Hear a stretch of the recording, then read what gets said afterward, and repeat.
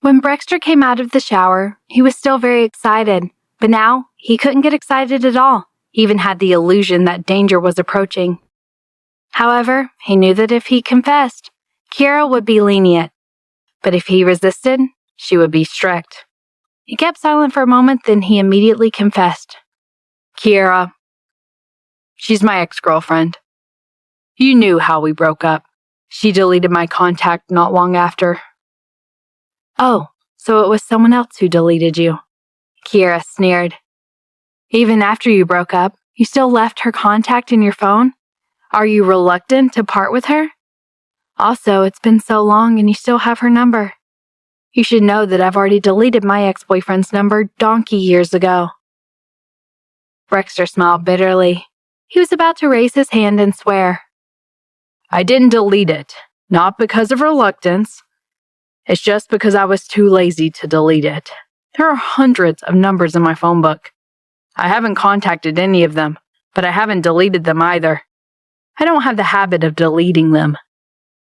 So, if she hadn't deleted your contact back then, you wouldn't have deleted it, right? Kiera asked. Brexter was silent for a moment before replying cautiously. I no longer take it to heart, so I couldn't be bothered. Kiera nodded. Yes, because she took it to heart and she was bothered about all this and she deleted you. Brexter was speechless. In the past, he had heard others say that women were the most unreasonable creatures in the world. He didn't believe it, but now he did. Kiera, I think you're thinking too much. Brexter threw his hands in the air. It's been so many years. Everyone has their own lives. My current life is to be with you. Kiera glanced at him with a, uh-huh. Brexter felt a little wrong. I did run into her today, but I didn't do anything to let you down. If I did, I'll admit it. But if I didn't, then you're being unfair to me. After all, I've never hidden anything from you about my ex-girlfriend. Why didn't you hide it? Kiera fiddled with her phone. Firstly, you didn't tell me you met her. Secondly, you didn't report to me before you lent her the money? Brexter blinked. This was completely unreasonable. Kiera patted his chest. Didn't you tell me to swipe your card? Then this means we are sharing. Without my consent, you're basically lending my money to someone else. What you said makes a lot of sense. Brexter forced himself to admit it. I will call you in advance next time. If you don't approve, then I won't do the lending. Is there a next time? Kiera smiled faintly. I'm talking about my colleagues borrowing money from me. Brexter struggled weakly. Kiera, let's not dwell on this, all right? There's no need. She didn't have her phone with her today. After all, we've known each other for quite a while. What a coincidence. She didn't have her phone with her.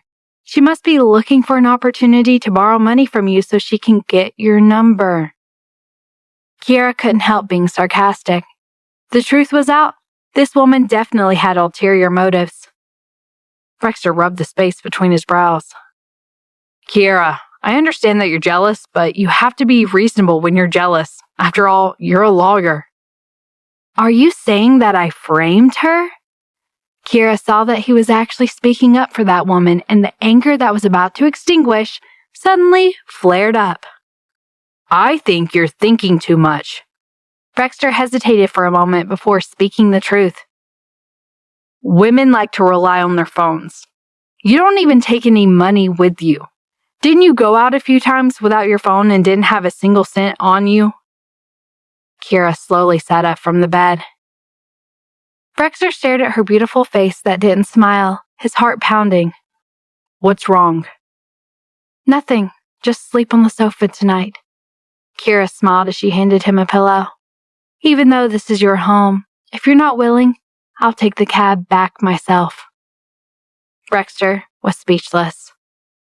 He felt as though a cold bucket of water just poured over his head.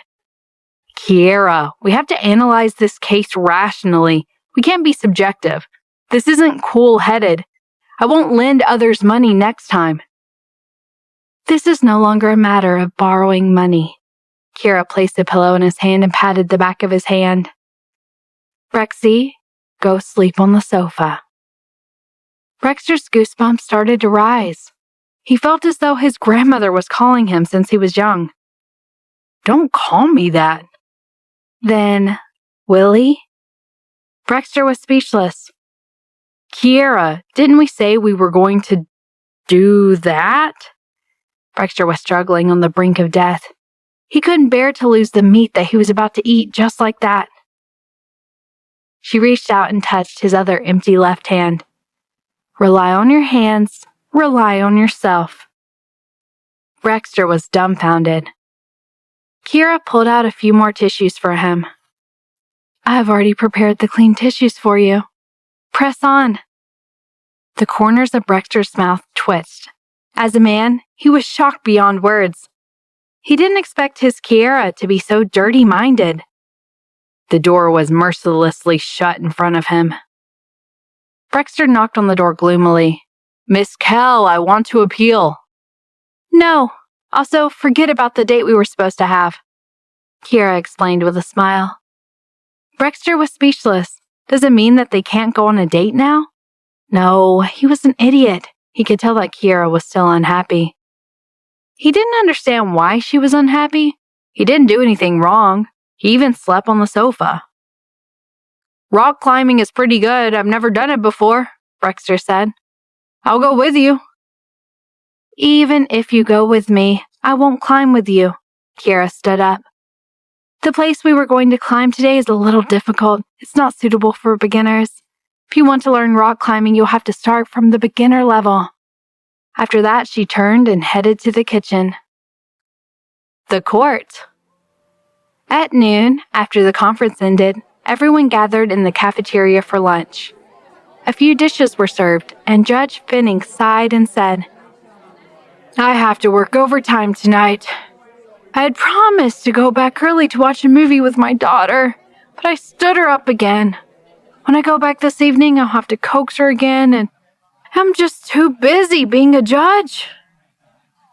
"That's how it is sometimes, no other choice," Judge Dennis said. "I'm an executive judge. Sometimes I have to go to the countryside in the middle of the night to carry out missions. Fortunately, my wife was very understanding, but I just feel bad." As everyone was talking, their gazes gradually fell on Brexter, who had been eating silently. "Oh, right, Brexter. You work so much overtime every day and haven't been with your girlfriend. Didn't she say anything?" Judge Finning said earnestly. "We must grasp both work and love and resolutely get rid of the issue of being single. Keep a close eye on her and don't let other men take advantage of her." Secretary Harrison, who was by the side, suddenly gossiped. "The last time I saw the news, it was about Miss Kellen." "She was discussing work," Brexter interrupted coldly. "She explained to me that she wasn't alone at the bar that day. It was the reporters who deliberately made up the stories." "Oh," Secretary Harrison said with a look of realization. "But I saw that you usually eat in the office so that you can get off work early to spend time with your girlfriend." Everyone came to a sudden realization. Rexter had been acting weird recently, and he always kept a cold face and didn't say anything. Judge Finning patted his shoulder. "Brexter, we're all colleagues. If there's anything you're uncomfortable with, you can tell us occasionally. Don't keep everything to yourself. After all, in terms of relationships, you're not as experienced as us old foxes." "Yes, yes," everyone nodded. Brexter held his fork in silence for a while before finally saying, "We're in a cold war. I don't know what she's angry about." "That's normal. It's always weird for women to be angry," Judge Dennis said. "Why don't you tell us the whole story, and we'll help you analyze it?" Brexter was at his wits' end, so he could only briefly explain the whole story. After he finished, Judge Finning looked at him sympathetically. "Brexter, this is because your EQ is low and your current girlfriend suspects your ex-girlfriend. Just let her say whatever she wants. The other party is already your ex-girlfriend. Just agree with her." "That's right," Secretary Harrison sighed. "Women can be so unreasonable sometimes." But no matter what she says, as long as you agree with her, everything will be fine. But your Miss Cal is really jealous." "That's because she cares," Judge Finning said with a smile. "That's true." Brexter's initial gloomy mood changed. He couldn't help but lift the corners of his lips. He didn't feel it before, but now he realized that the woman's unreasonable jealousy meant that she cared about him a lot. "Miss Kell was angry these few days. Did you show any reaction?" Judge Dana said. "Send flowers, gifts, and so on?" Brexter was speechless. Everyone looked at him and shook their heads helplessly. Judge Danis clicked his tongue. "She's angry and you didn't do anything to pacify her? Are you waiting for her to put down her pride and come to you? Or do you think that as long as you have the cheek to approach her every day, she will forgive you? Do you want her to pass over you?" Brexter was drenched in a cold sweat. He thought for a while before he stood up abruptly. "I'm full." Everyone laughed softly behind him. "Howard Judge Williams' EQ is really low." "That's right, he doesn't understand the situation when he's trying to reason with women." At 3 in the afternoon, Kira returned from outside. Sasha came over with a bouquet of beautiful flowers. "Miss Cal, look! That Gale sent flowers again. This time he changed the flowers." Kira glanced at the flowers. There were all sorts of roses, lilies, and tulips. "Let's deal with them as before." She was furious when she saw someone related to Brexter's ex-girlfriend send her flowers. His woman broke up with him and he came pestering her. She thought for a moment, then turned in frustration. "Wait, this time crush them. Don't let me see you put the flowers in the vase again." With that, she slammed the office door. She turned on her computer, and not long after, her phone rang. It was Brexter. Kiara got angry for no reason when she saw Brexter's phone call. Didn't he notice how angry she was these few days? He didn't even show any expression and didn't know how to coax her. All he did was send messages asking if she had eaten. If she didn't eat, would she starve to death? She bluntly cut the call. Actually, it was just a small matter. There was no need to make a big fuss out of it. But his subsequent performance was just too bad. Since she wasn't going on a date and wasn't very busy, she decided to stay in the office and work overtime.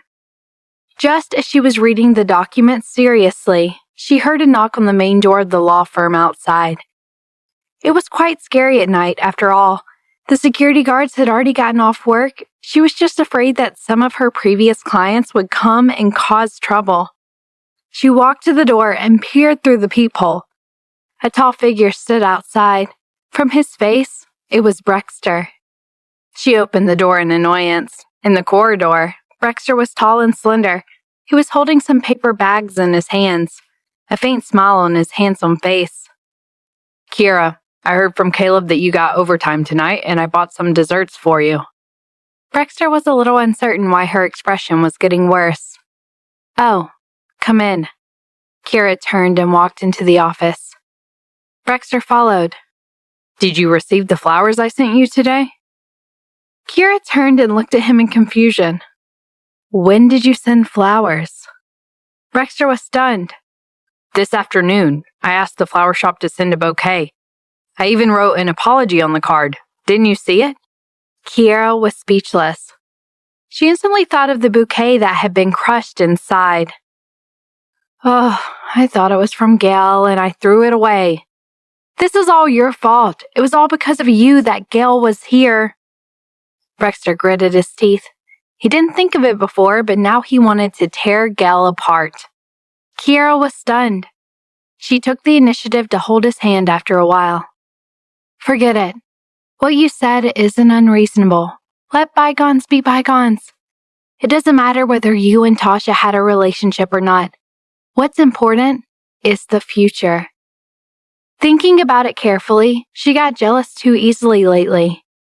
At the start of a relationship, everyone was well aware of the situation, but as time went by, they became more and more calculative, and they didn't even notice it. Brexter furrowed his brows. slightly disappointed. He had said so much, and she still didn't believe him. It was just that she suddenly felt that it wasn't important anymore. Kiera! Let's go home. Kiera stood up and winked at him flirtatiously. Should we go buy something? I don't want to get pregnant before marriage. Brexter was stunned and didn't react for a while.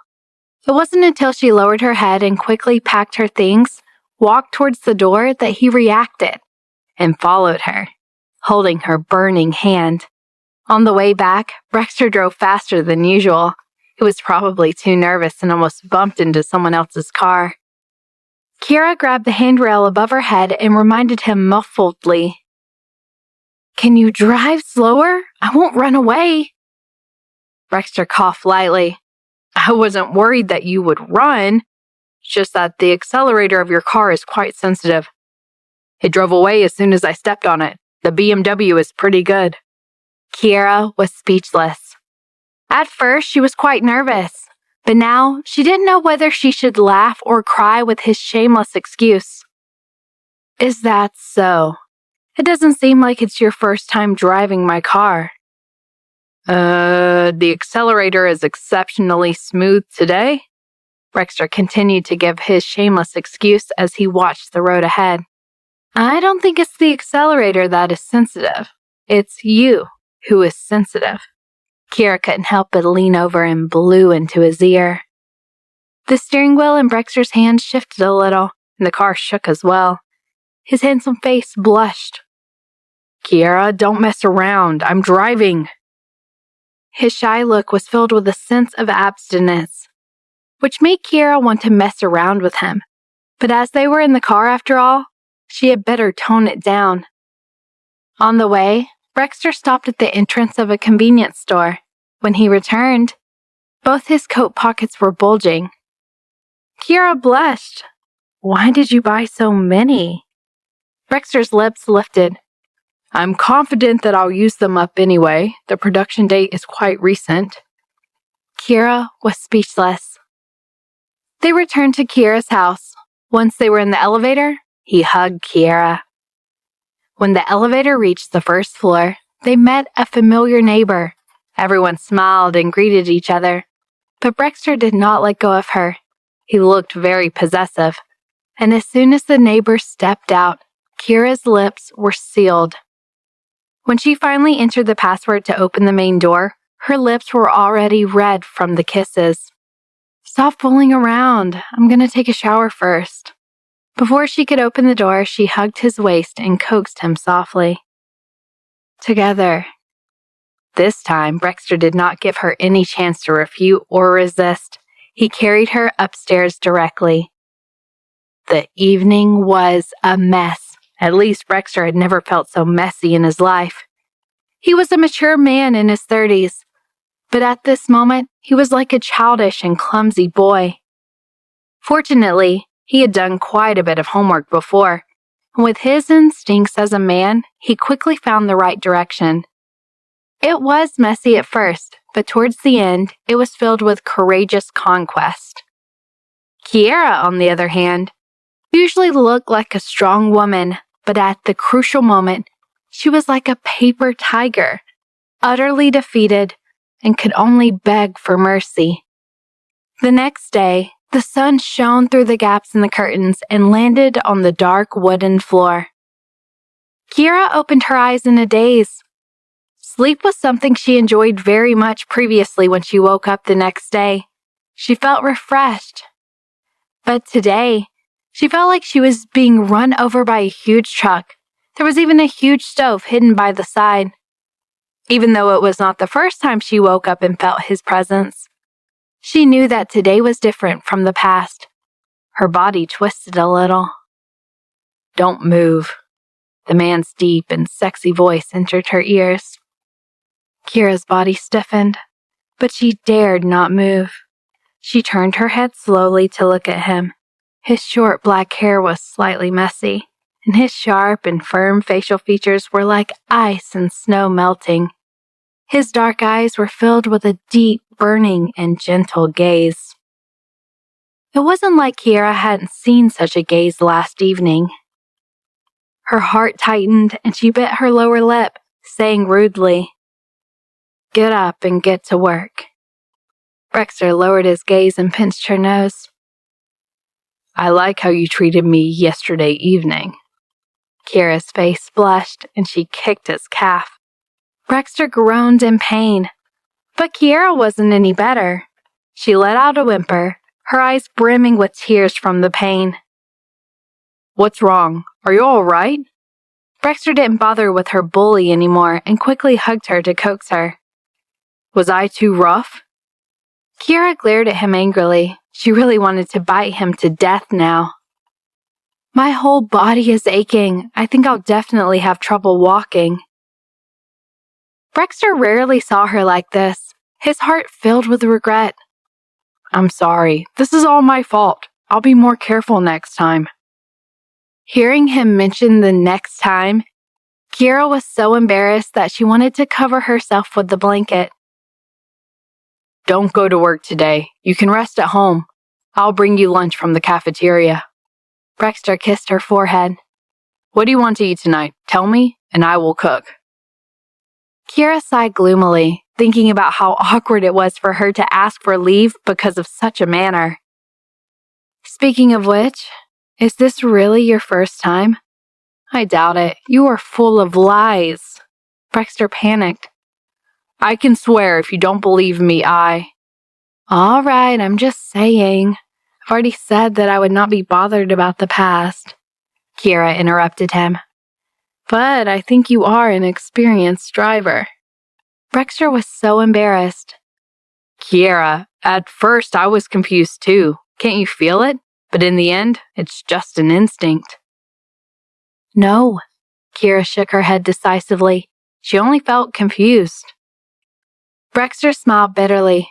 He really couldn't clear his name even if he jumped into the river. "Kiera, it doesn't matter whether you believe it or not. In any case, I'm quite happy." Brexter hugged her tightly and rested his chin on her head. "I want to be with you like this forever, for the rest of my life. Will you marry me?" Kiera was speechless. There was a strange silence in the air. Kiera lifted her hand from under the blanket. "Where's the ring for the proposal?" "No," Brexter blinked. "Where's the flower?" Brexter was speechless. "There's nothing, and you dare to ask me to marry you?" Kiera chuckled. If she still had the strength right now, she would kick him under the bed. This isn't an official proposal," Brexter said innocently. "If it was an official proposal, I wouldn't be so casual. I just wanted to express how much I want to marry you." Kiera said exasperatedly, "Then don't casually ask me if I want to marry you." "Because I really wanted to marry you," Brexter said as he hugged her, unable to hide the eagerness in his eyes. Kiera's heart skipped a beat at that moment. She really wanted to nod her head in agreement. However, she restrained herself and wrapped her arms around his neck. "Brexter, I want to marry you too. But we're not very calm right now.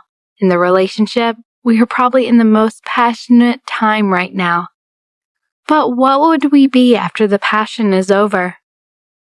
What I want is not a period of time, but a lifetime." Brexter understood what she meant.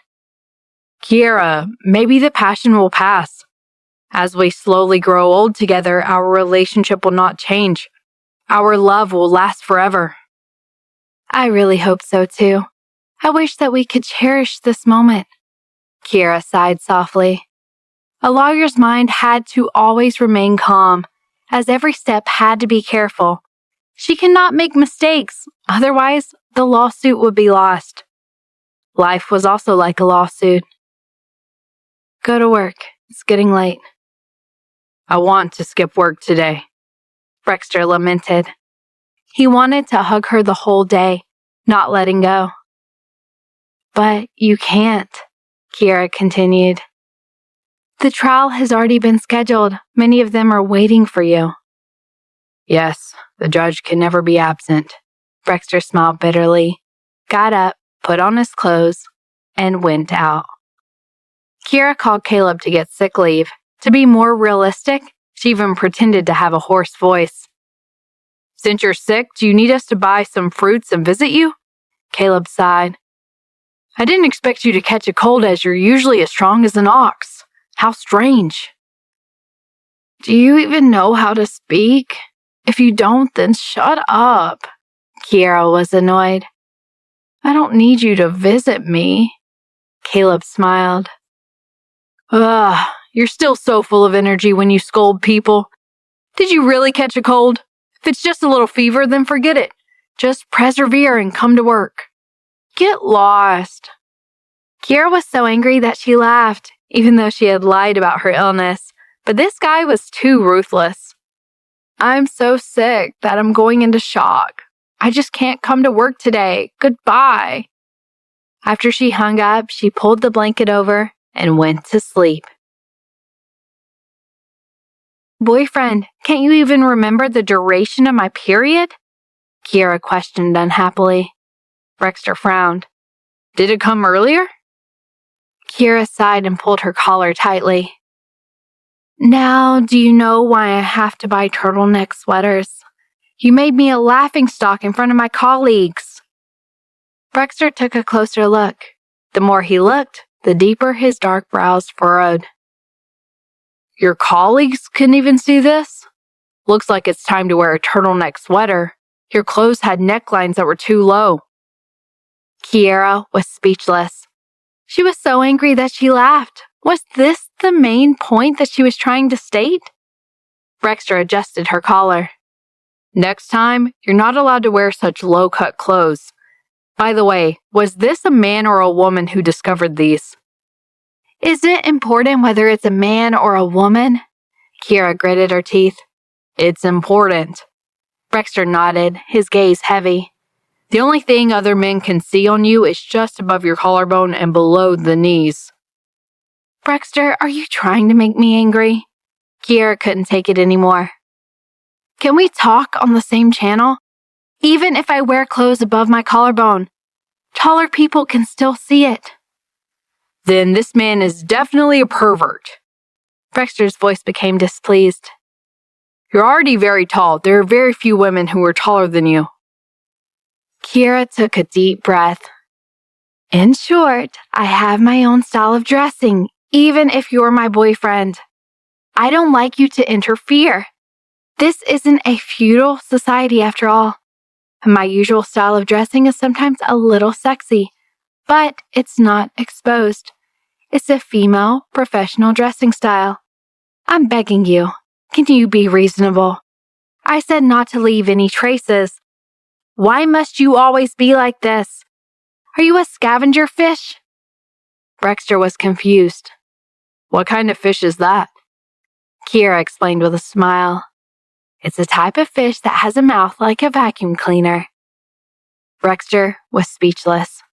His handsome features turned ugly for a moment before he sat down beside her and reached out to hug her. Kira dodged to the side angrily. Brexter grabbed her forcefully and made her sit on his lap. Let go of me, Brexter. Kira threw a tantrum. Please don't be angry. Brexter comforted her softly. Kira, you can't blame me. You were too much of a temptation to me, but I'll be more careful next time. Kira was speechless.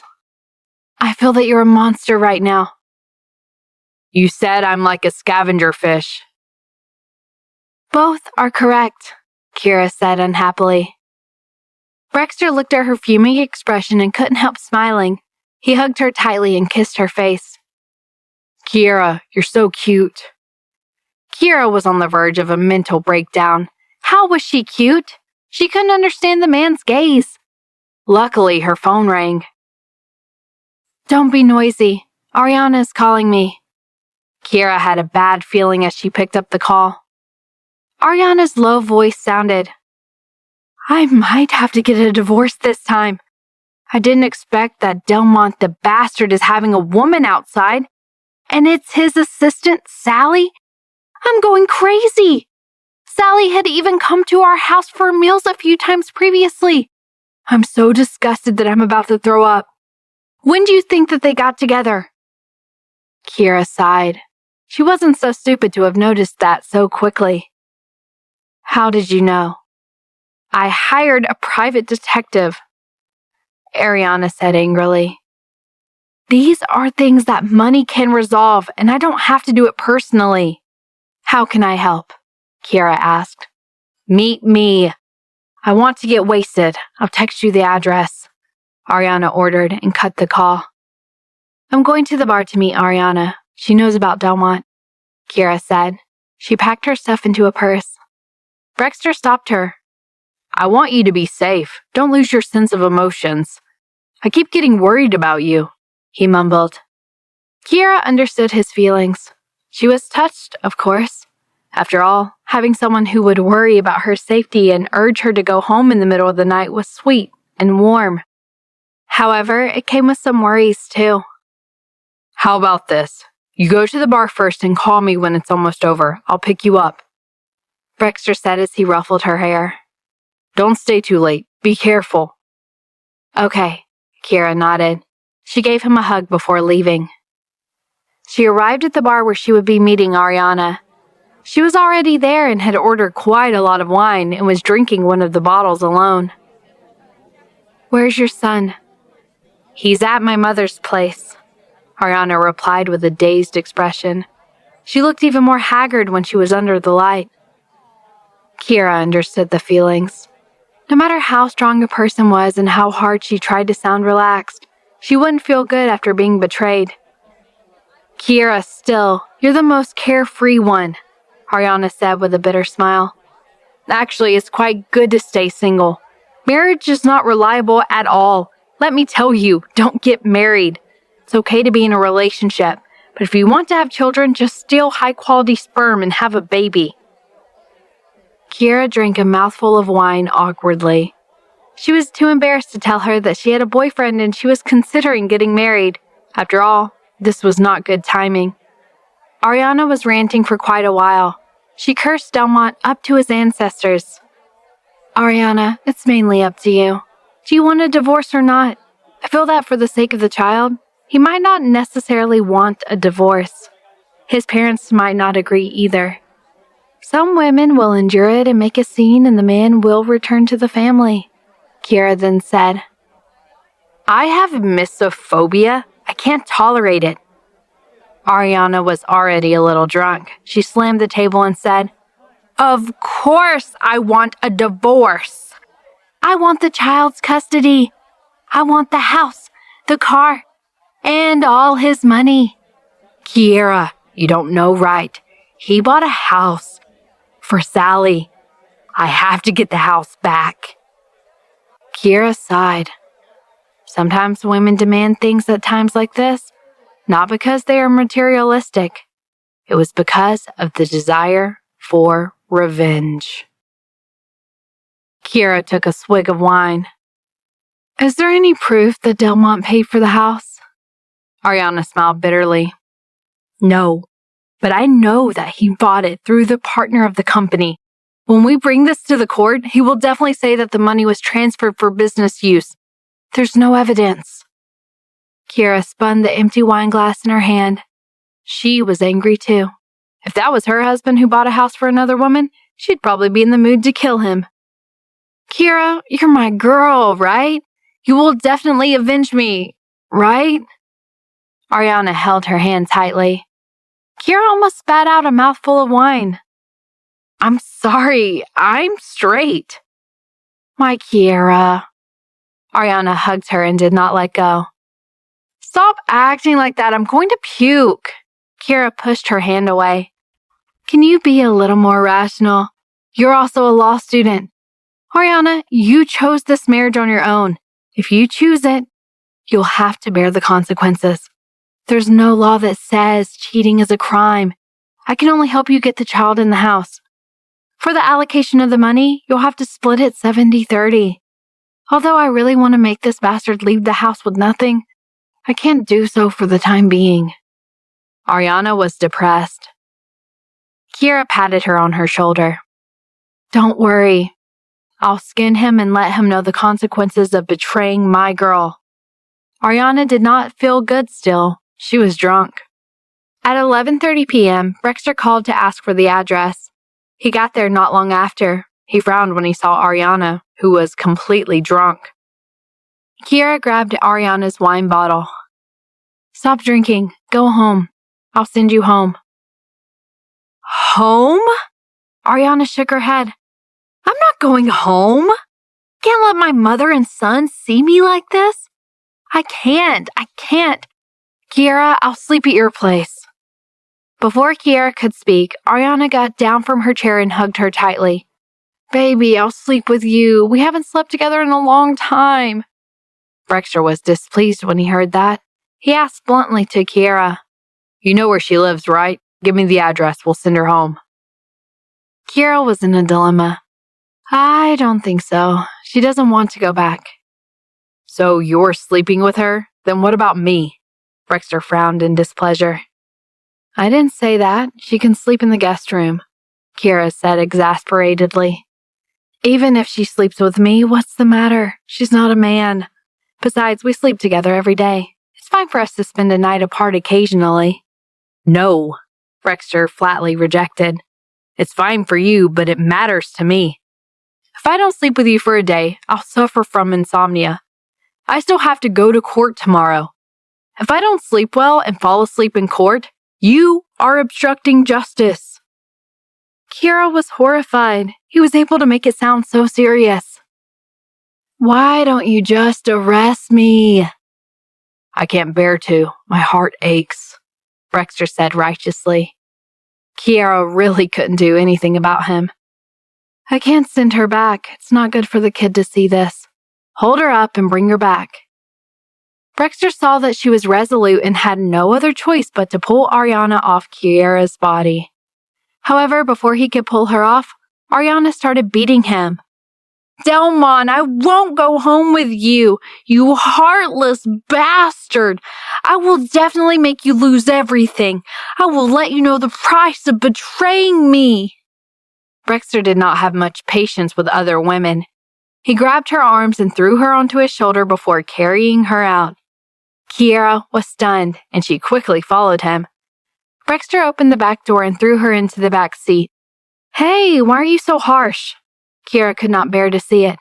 She is so weak and so heartbroken. What does that have to do with me? She's not my girlfriend, Brexter said expressionlessly as he got into the driver's seat. Kiera was speechless. It was not the first day she knew him. Forget it. As long as he was treating her right, that was enough. Brexter moved Ariana to the bed in the guest room. When he saw Kiera wiping her face, removing her shoes, and covering her with the blanket, he was displeased again. He stopped her in front of the toilet when she was going to pour away the used water. Kiera, you're really attentive to her. You're not even that nice to me. Kiera blinked and looked at him. Brexter lowered his head and played with her fingers. If I get drunk one day, you'll wipe my face and remove my shoes. Kiera raised her head with a smile.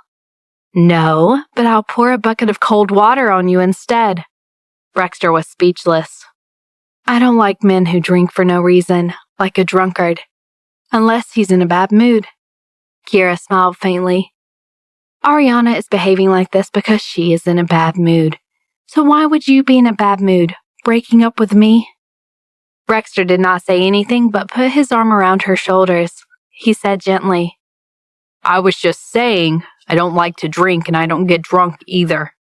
It's not that you don't know me. Kiera patted his chest gently. Don't be so childish next time. You're even jealous of my good friend. Sure, but it depends on if you can convince me. Brexter carried her in his arms. Kiera was shocked as her legs were trembling. Seriously? Do you know what time it is now? I thought you still have to wake up early tomorrow. Well, don't worry. I can handle it. It's not about whether you can handle it. It's just that I can't handle it. Understand?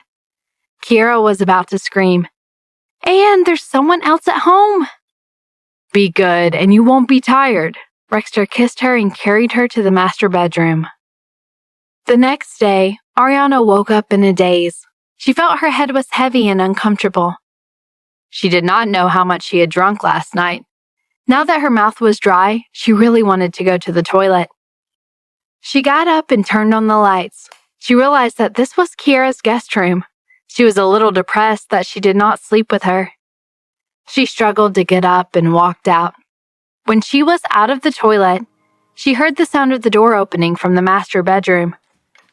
She looked up and saw a tall man slowly walking over from the corridor. The morning light outlined his cold and handsome face. Although he was only wearing ordinary pajamas, his inviolable aura made her shudder.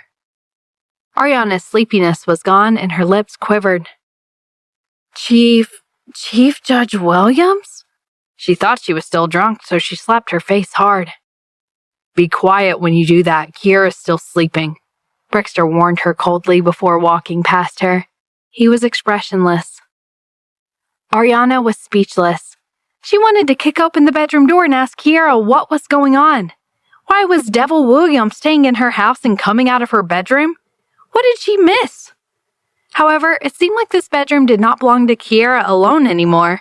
She felt embarrassed and had no choice but to sneak over to look for Brexter.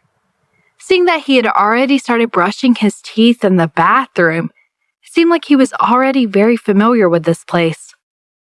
Ariana moved closer like a kitten. Chief Judge Williams, why are you with my Kiera? Your Kiera? Brexter raised his sharp brows. Don't be mistaken. From now on, it should be my Kiera. Ariana was stunned. Darn, was there a need to be so overbearing? Yes, sure. But when did you two start dating? Why didn't I know about it at all? Then I guess something must be wrong with your friendship.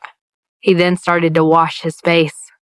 Ariana wanted to kill Kiera. How could she not tell her about having a boyfriend? Was she still considered a friend? Excuse me, could you please get out of my way? Brexter walked over, giving off an inexplicable, oppressive aura. Ariana subconsciously dodged to the side. Then Brexter entered the kitchen and started to make breakfast? Ariana leaned against the door and watched as he took out the pan and started frying eggs. Not long after, a medium-rare egg was done. Then he sprinkled ham, bacon, cheese, butter, and black pepper on it and started to roast it. Soon the kitchen was filled with an alluring fragrance. She hadn't eaten much last night and was famished. However, Brexter ignored her. After making one set, he started to wash the rice and cook porridge with the tremolo and potatoes. It looked really delicious. After he was done, Brexter came out of the kitchen. Ariana quickly said, Chief Judge Williams, you're really good to Kiera. I'm so hungry. Can I have some of that? Sorry, but I only made Kiera's portion. If you want to eat, you can cook it yourself. Brexter walked past her coldly. Ariana was stunned. Even though she knew that Chief Judge Williams was ruthless, this was beyond what she was expecting. Chief Judge Williams, are you sure this is okay? Ariana said unwillingly. I'm her good friend, after all. If you were to quarrel in the future, who knows? You might need my help, since I would be the one she would approach for things like that.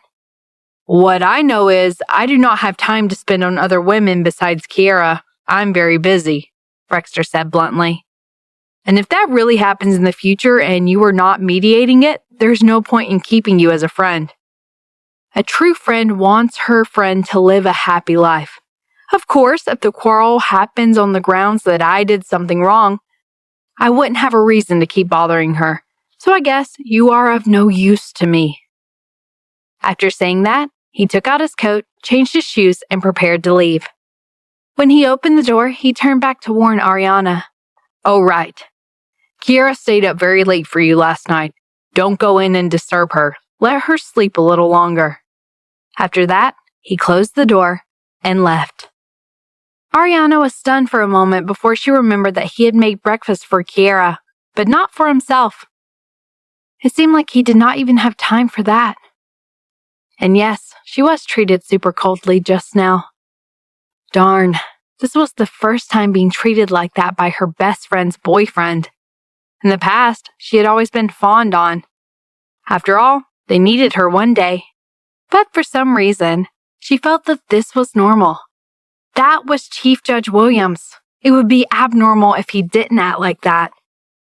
However, despite being so evil and cold to her, he made Kiera breakfast even though he did not have the time to make it for himself. How sweet! She suddenly felt a little envious.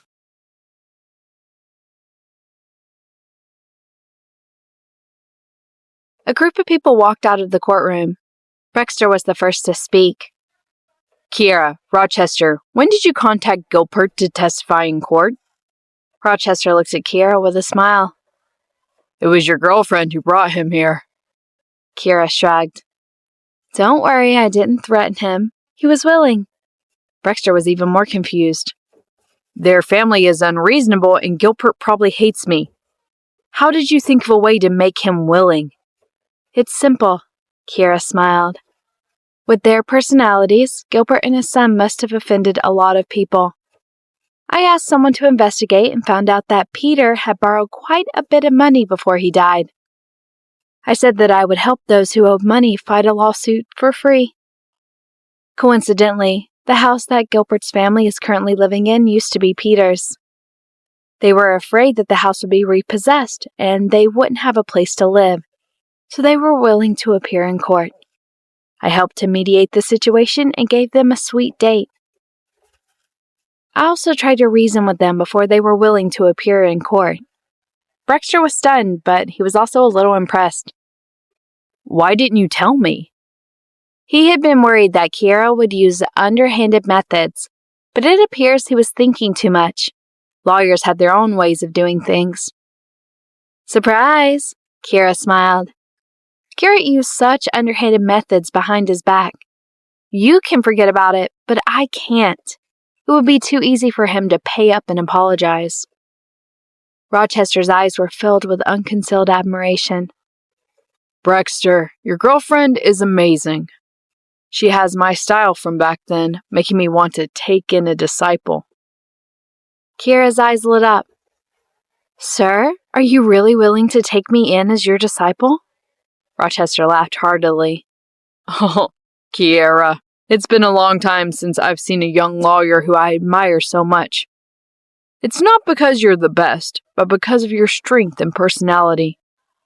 I like you very much, and as a lawyer, you're also very smart.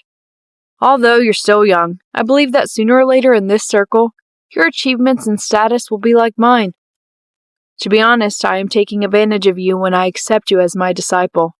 After all, as a lawyer, you've already found the method that you're best at, and I actually can't teach you anything. Even if you can't teach you, it's my honor to recognize you as my mentor, Kiera said excitedly. I have admired you for a long time. I used to feel honored to be able to talk to you. Since you put it that way, I'll accept you as my disciple. Rochester looked at Kiera with increasing satisfaction. He finally understood why Brexter liked her. His daughter's friend, Tasha, couldn't be said to be bad. She was pretty, but compared to Kiera, she seemed to lack a bit of charm. Then aren't we mates now? Brexter raised an eyebrow. He didn't expect the usually arrogant Rochester to admire Kiera so much, but his woman was indeed amazing. What, mate? You're just my student, Rochester said disdainfully. Kiera is my proper disciple. Brexter pursed his lips, speaking as though he was a disciple that he had picked up. It seems that Master likes me a little more now. Kiera smiled and held Brexter's arm. After saying goodbye to Aaron and April, the two of them went straight to Rochester's villa. Rochester had accepted an apprentice and won the lawsuit today.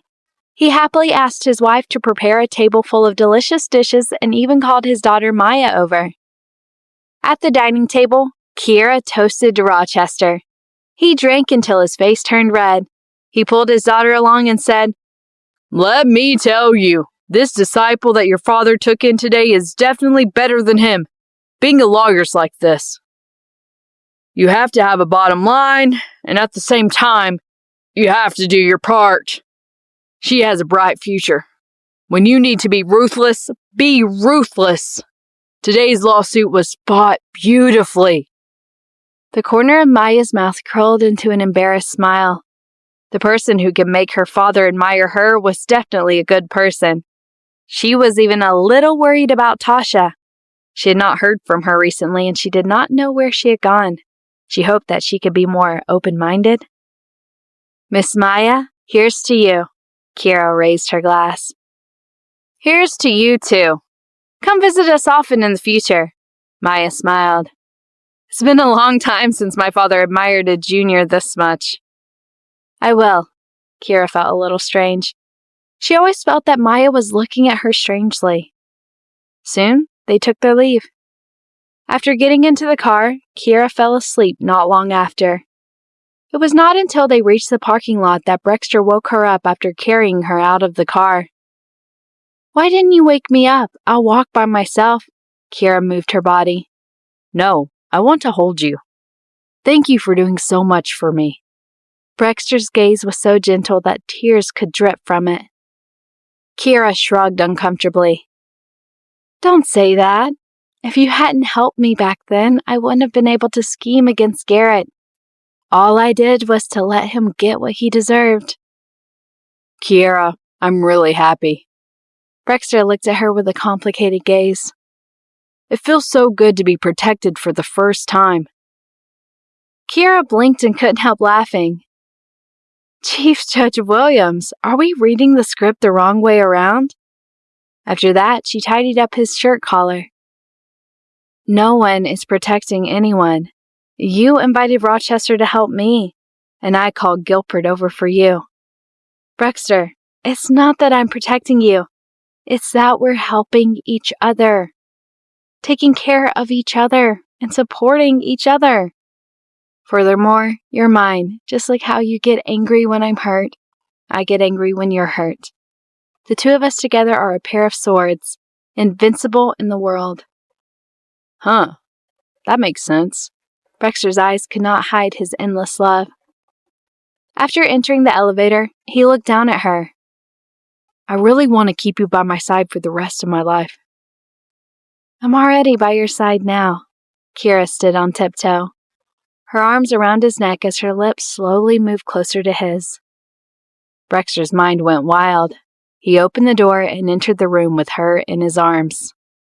After Garrett's lawsuit ended, both of their lives went back to normal. Kira was busy with legal work of Xavier's new company in Rosewood City. Xavier didn't come, but the early stages of the new company were hectic. Kira was very busy every day. She had to work overtime and socialize daily. It was almost the end of the year, and Brexter's court was getting busier and busier. Not only that, it was his colleague's birthday, and he had no choice but to go out for dinner and drinks. In the bar, a fellow colleague came over with a glass of wine and patted Brexter's shoulder enthusiastically. Williams, I heard that you found a girlfriend. Why didn't you bring her today? She's busy. Brexter's lips curled into a faint smile at the mention of his girlfriend. Since your girlfriend isn't here, why don't you have a drink with me? The colleague said cheerfully. It's already night. You guys don't have to work anyway. Brexter shook his head and refused. I drove the car. It's all right. Get a designated driver. The man was a drunkard, so he grabbed Brexter and poured him some white wine. Judge Finning laughed loudly. Dude, don't get him drunk. If he goes back drunk, be careful that his girlfriend won't come looking for trouble with me. Everyone in the court knows that his girlfriend is not to be trifled with. Tisk, tisk, tisk. Brexter, you're the lucky one. If I'd known earlier, I would have found a lawyer to marry too. You're regretting marrying me now, aren't you? Mrs. Finning came over and grabbed his ears. Honey, I was just joking. Judge Finning pleaded with a sad face. Brexter smiled faintly. In the end, the man poured quite a bit of white wine into Brexter's mouth. At 10:40, he finally found an excuse to leave. He called Kiera, his tone slightly tipsy. Oh, I'm drunk. Then do you know who I am? Kiera asked. Brexter nodded and said hoarsely, My wife. Looks like you're really drunk. Kira laughed softly. Don't drive. Take a taxi home. Brexter smiled. Shouldn't you be telling me to wait here so you can drive over immediately to pick me up? Judge Williams, you must have been spoiled by me recently. Kira laughed snappily. I should be the one saying such things, all right? Men are human too. There will be times when they will be vulnerable, Brexter said calmly. I think you're quite strong, Kira said bluntly. Aren't you just drunk? Haven't you been drunk before when you weren't with me? You can go back the same way you were back in the past. Stop being so clingy. Brexter choked. After a long while, he said dejectedly, We haven't been together for 2 days. I'm still busy, Kira said. The opening is about to start, and there are still some SOPs that haven't been perfected. I have to help. You should go to bed early. You aren't with Xavier, right? Brexter asked. He didn't come to Rosewood City. He has a lot of things to attend to, Kira said with an annoyed smile. Okay. Kira sighed. This man and his jealousy. Couldn't he tell that he was the only one for her?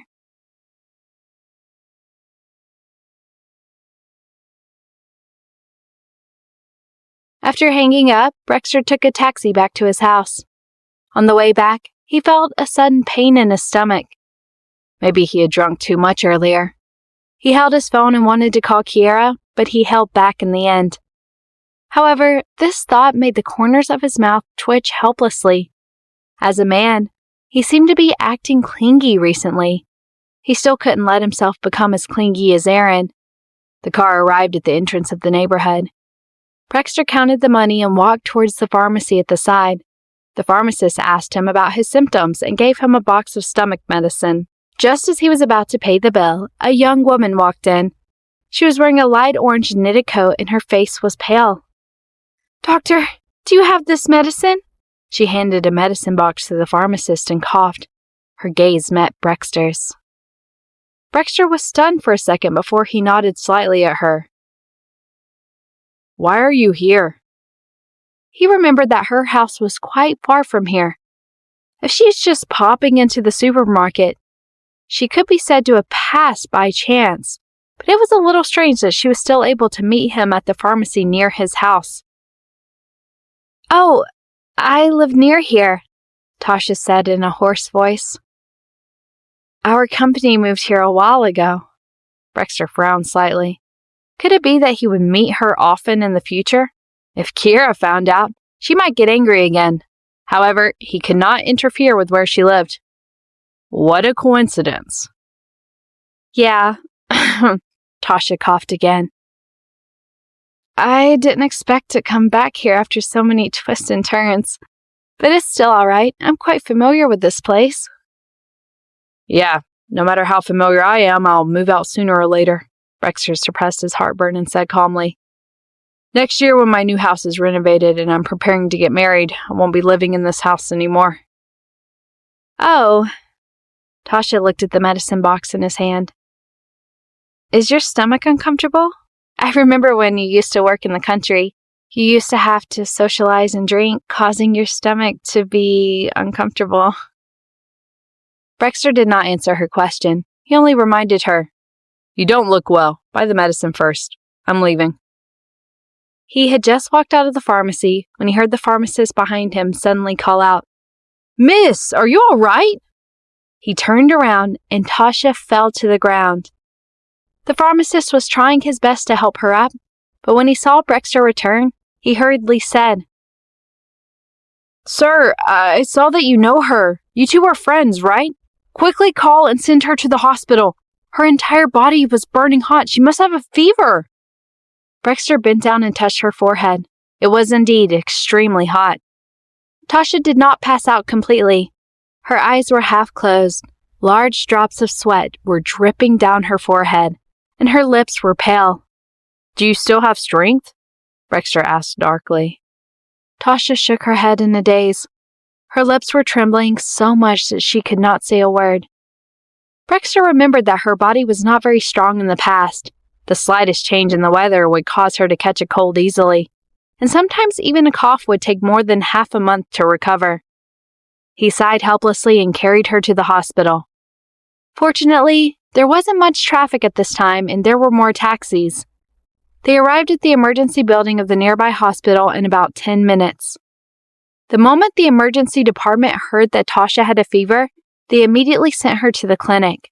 There were blood draws and tests. At midnight, Tasha was finally hooked up to an IV drip. It was probably because her fever had been too severe previously. After lying on the hospital bed, she was still in a daze and wasn't fully conscious. Even though Brexter took the time to take the stomach medicine, he was still not feeling well. He had also drunk a lot and his head was hurting. He really wanted to go back, but Tasha was still in a daze. If he didn't watch, no one would know that the IV drip was over. He wanted to contact her family, but her phone was in her trouser pocket. It wouldn't be convenient for a man like him to take it. After a moment of hesitation, he stood up and reached into her pocket. Halfway through, Tasha suddenly opened her eyes in a daze and looked at him. "I want to use your phone to contact your parents," Brexter explained.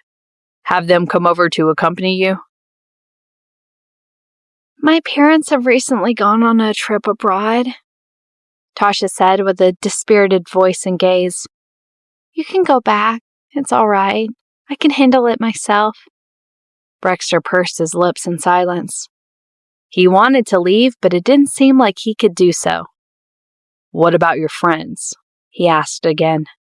"It's already so late. They must be asleep. Those who used to hang out with me have also found boyfriends and gotten married. It's better not to disturb them," Tasha said with a bitter smile. "I'm really fine. I know your stomach isn't feeling well. Go home and rest. I remember you had a stomach bleeding in the past and stayed in the hospital for a few days." Brexter was slightly startled, recalling the past events. He was still working in the county. At that time, his position was small, so it was inevitable for him to drink and socialize. That time, he had stomach bleeding and stayed in the hospital for 3 days. During those 3 days, she went to the county hospital to take care of him and his needs. It was also because of that time that he was moved and truly accepted her. "I didn't expect it to be so long in the blink of an eye," Tasha suddenly said with a complicated tone. "Okay." Brexter quickly calmed down from his past memories. "You should rest." "You aren't leaving?" She looked at him. "I'll leave after you finish your drip." Brexter looked at the time. He could finish the drip at 4 o'clock latest, and he could still rush back to sleep for a while. "Thank you." Tasha looked deeply at his handsome face under the light. "There's an empty bed by the side. You should rest for a while, too." Brexter was indeed very uncomfortable. He laid down and closed his eyes. Tasha stared at his side profile for a long while before she averted her gaze. Brexter had been half asleep and half awake. He would wake up every now and then to take a look at the drip. It was not until 4 in the morning that the nurse came over to remove the needle. "I'll go with you." Tasha struggled to sit up from the bed. "I want to go back too. I don't want to spend the night in the hospital." Brexter nodded. The two of them took a taxi to the entrance of Tasha's neighborhood. Only then did Brexter realize that her place was really close. It was right across the street from his apartment complex. He frowned. This was really troublesome. If Kira found out about this, her imagination might run wild. But he couldn't just ask her to move away. Forget it. He will just stay at Kira's place from now on. When the house was renovated the next year, he would marry Kira and move into the new house. "Brexter, I'm leaving," Tasha turned back and said. Brexter returned to his senses, nodded, and turned to leave. "Brexter?" Tasha suddenly called out to him. He turned back and frowned. She looked at him with a complicated expression. "Brexter, I'm sorry. I've always felt rather guilty about what happened in the past. But at that time, I really had no choice. I only wanted to save my father. My father has always been very good to me, so I couldn't turn a blind eye to it. I didn't want my mother to cry all day long. You should know that if anything happened to anyone in the family, that family might just fall apart. Brexter thought of his own house, but he didn't regret it. Everyone has their own choices. I didn't hate you. I just felt that our paths were different and we weren't from the same world. Don't think too much about the past, since it is already in the past. Besides, we live so close to each other. If you see me with my girlfriend one day, I hope you can pretend that you don't know me. I don't want her to be unhappy." With that, he turned around and left. Tasha looked at his back bitterly and muttered, "Brexter, you don't understand women. Your girlfriend and I have talked before. She must have seen my photos. It's impossible that she doesn't know me." Brexter opened the door to his house. The lights in the living room were on. He was stunned. A figure hurriedly stood up from the sofa in the living room. "Brexter, what's wrong with you? I couldn't get through to your phone. Where did you go so late at night? Do you know what time it is?" Kira scolded angrily, but her beautiful face couldn't hide her worry. She quickly walked up to him and looked him up and down. "Are you all right? I was afraid that you would fall into a pit when you were drunk. I couldn't find you at the court in the morning, so I decided to call the police." Brexter was stunned for a moment before a warm feeling rose in his heart. He smiled and said, "You didn't say you were coming over last night." "If I didn't come over, you'd be able to stay out all night and fool around." Kira's brows were tightly furrowed. "I didn't plan to come over, but I thought you were drunk and decided to come over. I didn't expect you to not be around when I came over at 12 a.m. I called Sandro to ask about the party tonight, but he said you left at 10 p.m. Brexter felt guilty and blamed himself. He didn't expect to be caught red-handed the first time he came home late.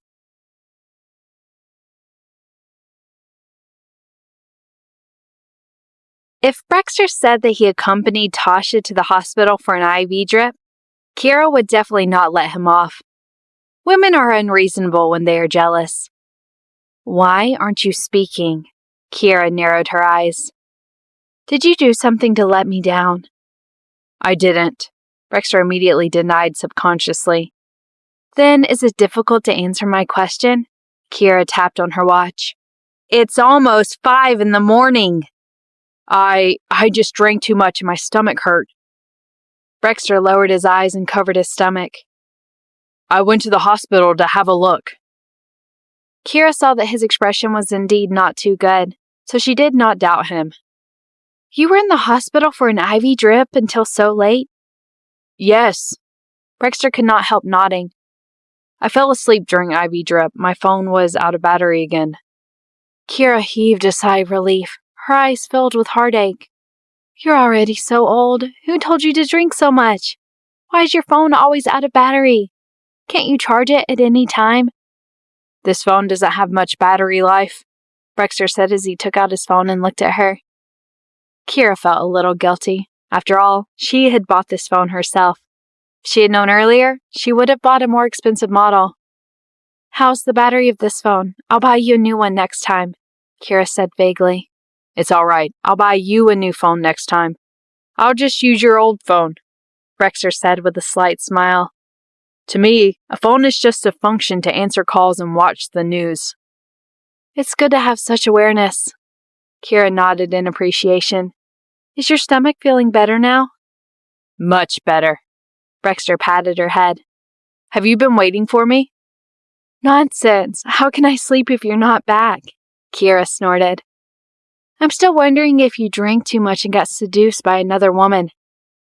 "Do I look like a man who can be seduced so easily?" Brexter tapped her forehead. "You don't trust me that much." "It's not that I don't trust you. I'm mainly afraid that other women will pounce on you." Kira cupped his face. "After all, you're so handsome and charming. Women won't be able to control themselves." "You're the only one who can't control yourself." Brexter smiled. "It's almost dawn. I'll go take a shower first, then sleep for a while before going to work." "Since you have a stomachache, I think it's better for you to take medical leave," Kira said. "No, we have an open court session in the morning." Brexter shook his head at her. "It's fine. I'm much better now." Kira sighed. Sometimes her heart ached for him and his workload. Probably because he was really tired. Brexter went to bed after showering. Kiera was also tired and slept soon after. After an unknown amount of time, her body felt like it was being hugged by someone. She opened her eyes slightly and realized that it was already dawn outside. There were 2 hands around her waist, and Brexter's head was rubbing against her cheek. "Don't be noisy." She turned around and mumbled. Brexter leaned over and kissed her gently and intimately. "I didn't brush my teeth." Kiera evaded vaguely. "It's all right. I have to go to work." Brexter raised his hand and pinched her cheek, annoyed that he couldn't spend more time with her. Kiera was stunned for a moment. She suddenly remembered that he had gone for an IV drip, but she didn't see any needle marks on his hand. She glanced over and looked at the back of his other hand, but she didn't see any. She was a little confused. Wasn't an IV drip usually done on the hand? "Are you coming tonight?" Brexter asked as he hugged her tightly. I'll see how it goes," Kiera answered vaguely. She felt that she might not have fully woken up, and her mind was a little slow right now. "Remember to tell me when you're coming." Brexter really didn't want to leave her side in the middle of the winter, but there was nothing he could do. "Okay, you should go to work," Kiera urged. "I'll make you breakfast before I leave." Brexter brushed away the strands of hair on her forehead. "No need." Kiera felt sorry that he didn't rest last night. "You're tired too. I'll just eat some eggs later." "I'm tired, but you're tired too. You've been waiting for me at home." Brexter kissed her again before he went to wash up and change his clothes. After the bedroom fell silent, Kiera couldn't fall asleep under the blanket. She could clearly remember that Brexter did not have any needle marks on the back of his hand ever since he entered the room. Could it be that he had lied last night? He didn't have an IV drip treatment? He wasn't in the hospital either? Then where had he been? The more she thought about it, the more she felt that something was wrong. She sat up and walked towards the bathroom. He came back too late in the morning. His clothes were still in the basket. She reached into his pocket and found a hospital bill. The patient's name was Tasha, and the time of payment was 1 a.m. This meant that he did not receive IV drip himself, but was accompanying Tasha as she got the drip yesterday. Kiera stood there in a daze for a long time before she lowered her head to sniff at the sweater inside. There was indeed an unfamiliar female fragrance. Suddenly, footsteps could be heard from outside the bedroom. She hurriedly stuffed the list back in, and Brexter walked in. They looked at each other, his eyes flickering. "Going to the toilet?" "Yes," Kiera nodded. She wasn't in a hurry to expose him, but wanted to see what he wanted to do. "I've made porridge for you. You can eat it when you wake up," Brexter said as he picked up the clothes in the basket. "I'll throw my clothes into the washing machine to wash them. Remember to help me dry them when the time comes." "Just leave them there. I'll wash them for you later," Kiera said as she pursed her lips. "Don't you have to go to work too?" Brexter picked up his clothes and walked over. Kiera looked at his back and felt a slight pain in her breathing. Why did he have to lie to her? Didn't he say that he wouldn't be in contact with Tasha anymore? Why did he still accompany her for IV drip treatment until 5 in the morning? What did he mean by that? Not only that, he even lied to her. Didn't he think how worried she was last night? After Brexter left, Kiera didn't sleep. She was tired and sleepy before, but now she was no longer sleepy. When she was wandering alone in the living room like a ghost, she found a box of stomach medicine that had not been opened for a long time on the table.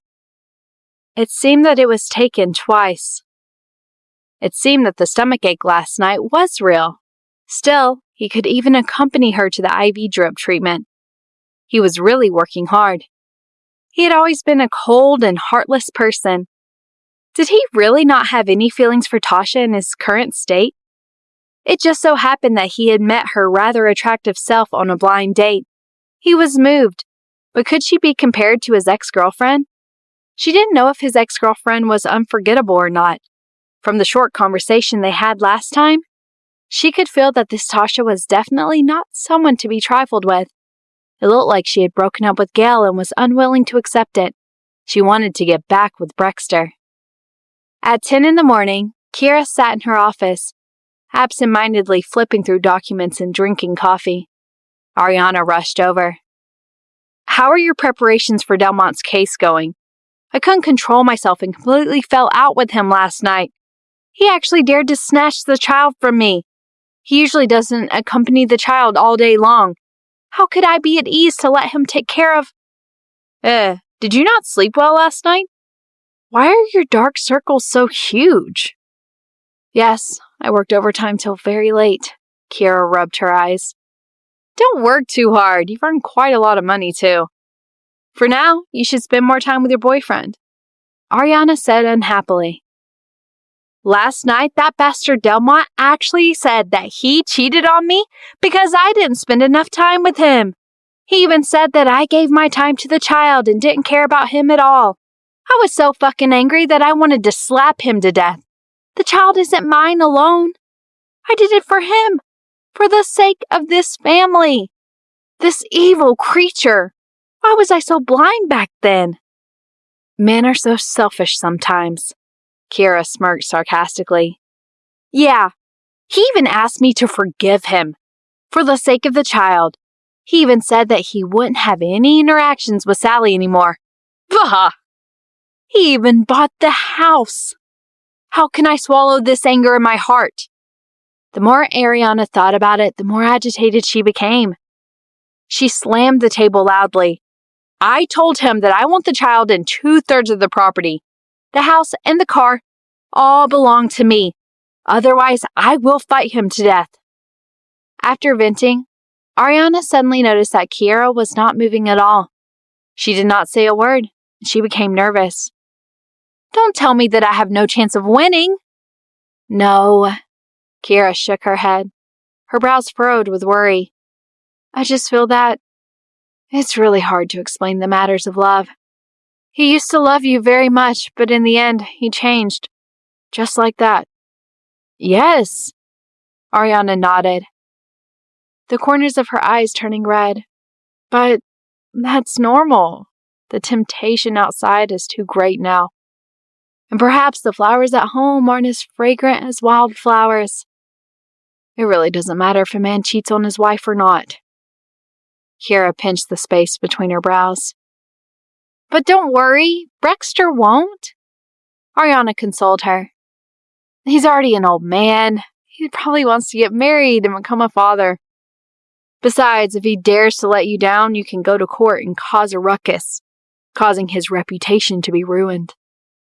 Kira smiled. "We're not married." "Anyway, let's be clear about it," Ariana sighed. "Marriage is a lifelong thing. Don't be too hasty." "If I was too hasty, I would have already gotten married." Kira sighed and smiled bitterly. "I was just too serious. I wanted to find someone who only had me in his heart, but I neglected it. Men my age or older than me are like travelers who have traveled a long distance and experienced storms. They are tired and jaded. They just want to find a safe haven to live in." Ariana was stunned. No matter how slow she was, she could sense that something was wrong. "What happened to you today? Did you have a fight with Brexter?" Kira rubbed the space between her brows. "He lied to me about accompanying his ex-girlfriend while she got an IV drip treatment." Ariana's mouth fell wide open. After a while, she slammed the table. "Damn! I thought he was thoughtful and considerate the other day when he made breakfast for you. He's too cheap. If I were you, I would break his bones." "His ex-girlfriend must have a fever," Kira sighed. "I asked the doctor. The medicine on the bill in his trouser pocket is for fever and inflammation." "Then what do you plan to do?" Ariana asked. "Do you want me to introduce you to a private detective? He's very professional and skilled." Kira coughed lightly. "There's no need for that. We're not married yet. Actually, I have a general understanding. Brexter is a responsible man. He may look cold, but he's actually a soft person inside. I guess his ex-girlfriend must have gotten close to him on purpose. I'm angry and sad because he still doesn't know what's going on and even lied to me for that woman." Ariana sneered. Men usually lie because they have a guilty conscience. Kiera, I believe in you. You will definitely find that little bitch and give her a good beating. What's the use of torturing her? Kiera muttered. A man's heart can be seduced. It can only be said that he is not strong-willed. Even if he is not seduced today, he will be seduced sooner or later. However, it is only a matter of time. I don't want to fight for it, but if someone dares to bully me, I will definitely not let her off easily. Kiera, I don't think the two of you should consider getting married for now, Ariana said after some thought. You've waited for so many years. There's no need for you to be so hard on yourself. If the worst comes to worst, you can just wait a little longer. Married life is different from living alone. It will be even more difficult, especially after having children. If your relationship isn't stable, it will be even more painful after marriage. Frankly speaking, even though Brexter is very good looking and his job isn't bad, he might be a unicorn in our eyes, but you aren't bad either. You have money, a house, a car, a company, and looks. And all of those were obtained by yourself. With such an identity, you are much more outstanding than many men. I know, Kiera smiled. After Ariana left, when Kiera was about to go in the afternoon, Sasha had just received a bouquet of flowers from the door. This from Gail again? Kiera asked. Yes, Sasha felt a little guilty. After all, Kiera had asked her to shred the flowers. She felt that they were too beautiful and couldn't bear to part with them. Kiera raised her eyebrows and took a card from it. I remember that Gail left a business card last time. Bring me the card. Yes, you should make a phone call and make it clear it's not a good idea to always send flowers like this. Sasha nodded and quickly found the business card for her. After Kiera got into the car, she directly dialed Gail's number. I'm Kiera. Oh, Lawyer Kel. The sun has risen from the west. You actually took the initiative to contact me. Why? Are you finally moved by my flowers? Gail's giggling voice could be heard. Let's have dinner together tonight. I have something to talk to you about, Kiera said with a faint smile. It's not about romance. It's about your ex-girlfriend. After the phone went silent for a while, Gail's voice suddenly turned cold. What? Could it be that she went to look for Brexter? I like to talk in person, Kiera said. Okay. Gail immediately made an appointment with her. The two of them met at a high-end, elegant restaurant. At 6 p.m., the restaurant was filled with melodious piano music, but neither of them seemed to be in the mood to enjoy it. You don't look too good, Gail said happily. He recalled how badly he had been humiliated by her when he had gone to look for her, but he had never thought that she would end up like this. Looks like Brexter hasn't been treating you right. Why don't you stay with me? I promise I will take revenge on your ex-girlfriend, Kiera interrupted him, her tone cold. It's been so long, but you haven't improved at all. You seem to be the same age as me. Can you not be so childish? Gail was so angry that his face was twisted. Kiera! Don't forget that you're the one who asked me to meet you. You send flowers every day. Aren't you just waiting for me to ask you out? Kiera held up her wine glass and chuckled. Could it be that you're sending flowers because you're stupid and have a lot of money? Gail was furious. Don't go too far, believe me. I'll leave right now. If you leave, how will you achieve your goal? Kiera raised her wine glass and took a sip. Gail was stunned. He crossed his arms. Something's happened between you and Brexter. Is it because of Tasha? That woman has always been fond of Brexter. When she was with me, she would take Brexter's gifts to look at and remember him. Kiera raised her eyebrows. As expected, Tasha had come prepared. So, how did you break up? She couldn't forget her ex-boyfriend and dumped you? Gail glared at her, and Kiera opened her red lips. To be honest, you've been pestering me this whole time. It's obvious that you can't forget your ex-girlfriend. You're also trying to sow discord between Brexter and me. Now is the best opportunity. Gail was a little speechless. You're the smartest female lawyer I've met. I think I'm also the one you hate the most. Kira smiled faintly. It's hard for you to use me to deal with Brexter. Gail sighed. This woman was too clear-headed. To be precise, I was forced to get rid of her. I helped her family and allowed her to be with me. But no matter how well I treated her, there was always another person hiding in her heart. She wasn't willing to sleep with me, and she wasn't happy to go out on a date with me. She didn't wear the things I gave her and would rather go out with her friends to watch a movie than be with me. He continued, What's the point of two people living such a life together? I've sacrificed so much for her. Back then, when her father almost went to jail, I was the one who looked for connections to help her. It was our family who helped her family, and her father's company was able to turn things around. I did it all for her, but Brexter didn't do anything. And in her eyes, I am still not better than him no matter what. How could I be happy? It was like being with a puppet. That's right. I was despicable, and I took advantage of the situation when she was at her most helpless. But everyone gets what they want. I'm a businessman, not a philanthropist. I've given my all, so you must repay me. So you broke up, but you weren't happy in your heart. This was the first time Kira looked closely at Gail. She suddenly realized that he wasn't that annoying. At least he was truly infatuated with her. Yes, I lost miserably, Gail shrugged helplessly. After it ended, she cried and told me that she was very grateful to me, but she couldn't fall in love with me no matter what. Huh. Since you couldn't fall in love with me, then why didn't you tell me earlier? I definitely wouldn't have helped her father. Kira didn't know whether to sympathize with him more or despise Tasha more. Is she that good? Why did you put in so much effort to get her? Gail was stunned for a moment before shaking his head. I don't know either. My mother and her mother used to be good friends. I was a few years older than her and had brought her along to play since I was young. I watched her grow from a little girl into a tall and graceful lady. Unknowingly, my heart was moved. Even the parents of both families often joked that they would let her marry me when she grew up. I always thought that she would be my wife. But that year, she met Brexter and everything changed.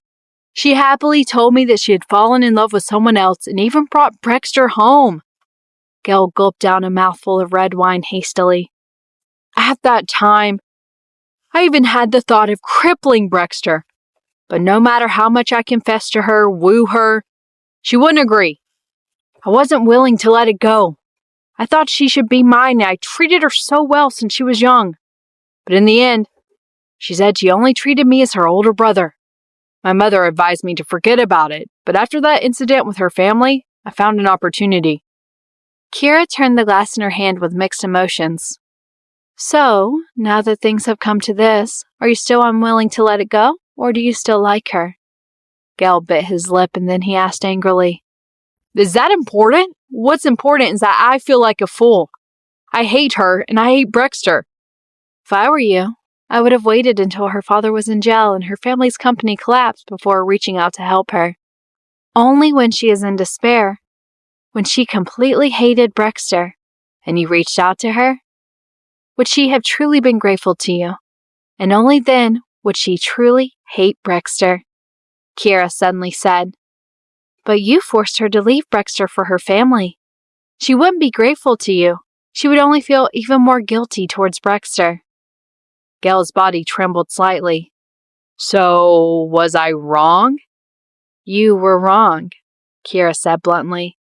You forced a person you didn't like to date you, but you didn't have the courage to bear the consequences. After that, you still hated her for not loving you. Why would she love you? Was it because you helped her? That was just gratitude. Gratitude is hard to maintain a relationship for a lifetime. You're asking for it. Are you speaking up for Tasha? Gail's face was full of sarcasm. Didn't you say that Tasha got close to Brexter again? You should hate her. The two of us dating will definitely be a blow to them. I would never choose such a method. Kira shook her head. Those who can be easily tempted shouldn't be cherished. I don't need to be with someone I don't like just to annoy them. This method is stupid. Besides, I heard you say that a woman like Tasha isn't qualified to be my opponent. She stood up after saying that. And to be honest, you really don't have a good eye for liking such a woman, Mr. Carnegie. Gail was annoyed. Why did you ask me out today? To understand Tasha's true purpose and character. Kira shrugged and took out a few bills from her wallet. I've already understood. Gail was stunned for a moment before he laughed in anger. You used me! That's right, I used you. Anyway, haven't you always been used by others? Kira nodded. Kira picked up her bag and looked at his injured appearance. She sighed. Mr. Carnegie, actually, you're not that annoying. Next time, be more careful. With that, she left in her high heels. Gail stared at her back blankly for a while before looking away. He realized that she had left enough money to pay for this meal. He suddenly smiled. He had not expected a woman to treat him to a meal. Kira returned to the car and sat alone for a while before she received a call from Brexter. The phone rang for a while before she picked it up. Kira, are you coming over today? Brexter's voice came through the receiver, sounding weak. It was different from before. I'm not coming over, Kira replied coldly. She did not want to see him at that moment. Work again? Brexter was a little disappointed. I'm not feeling well today. Kira was stunned and asked unwillingly, What's wrong with you? Your stomach? No, I seem to be feverish, Brexter said weakly. Kira fell silent. She had asked the doctor this morning. The medicine that Tasha had prescribed yesterday was for fever. The doctor had said that there had been a lot of flu patients in the hospital recently, and coincidentally, Brexter was also feverish. Why did you suddenly have a fever? The flu in Rosewood City seems to be quite rampant recently. Did you meet someone? Brexter felt guilty on the other end of the phone. After going to work today, he felt lightheaded in the afternoon and his entire body felt extremely uncomfortable. He was usually in good health, but he rarely looked like this. He also felt that he might have been infected in the hospital in the early morning. Of course, it wasn't necessarily Tasha. After all, she had gone to the clinic yesterday and there were many patients with fever coming in and out. It was also possible that she had infected them. It's possible. There are usually a lot of people coming in and out of the clinic. It might really be from someone, Brexter said vaguely. Since it might be contagious, it's better if you don't come over. I'll go to the clinic to grab some medicine later. All right, call me when you're better then. Kira's lips curled into a mocking smile. Brexter was startled. He had said earlier that it was just a stomach ache, but she had been so nervous. Why did she seem so cold now? Even though it might be contagious, as her girlfriend, she shouldn't be like this. She wasn't like her usual self, and she didn't care if he ate or not at this hour. Moreover, he was really suffering. At this moment, he wished that she was by his side, even if she was wearing a mask. But perhaps he was too selfish. Having a fever was indeed very painful for a man like him. Okay, goodbye. I'm going to the hospital. After hanging up, Brexter struggled to get up and prepared to take a taxi from the courthouse. It was impossible for him to drive like this. In the car, Kira looked at her phone for a long time before she finally started the car and drove home. Along the way, the word fever lingered in her mind. In the end, she was still worried, so she turned the car around and went to the hospital near Brexter's house.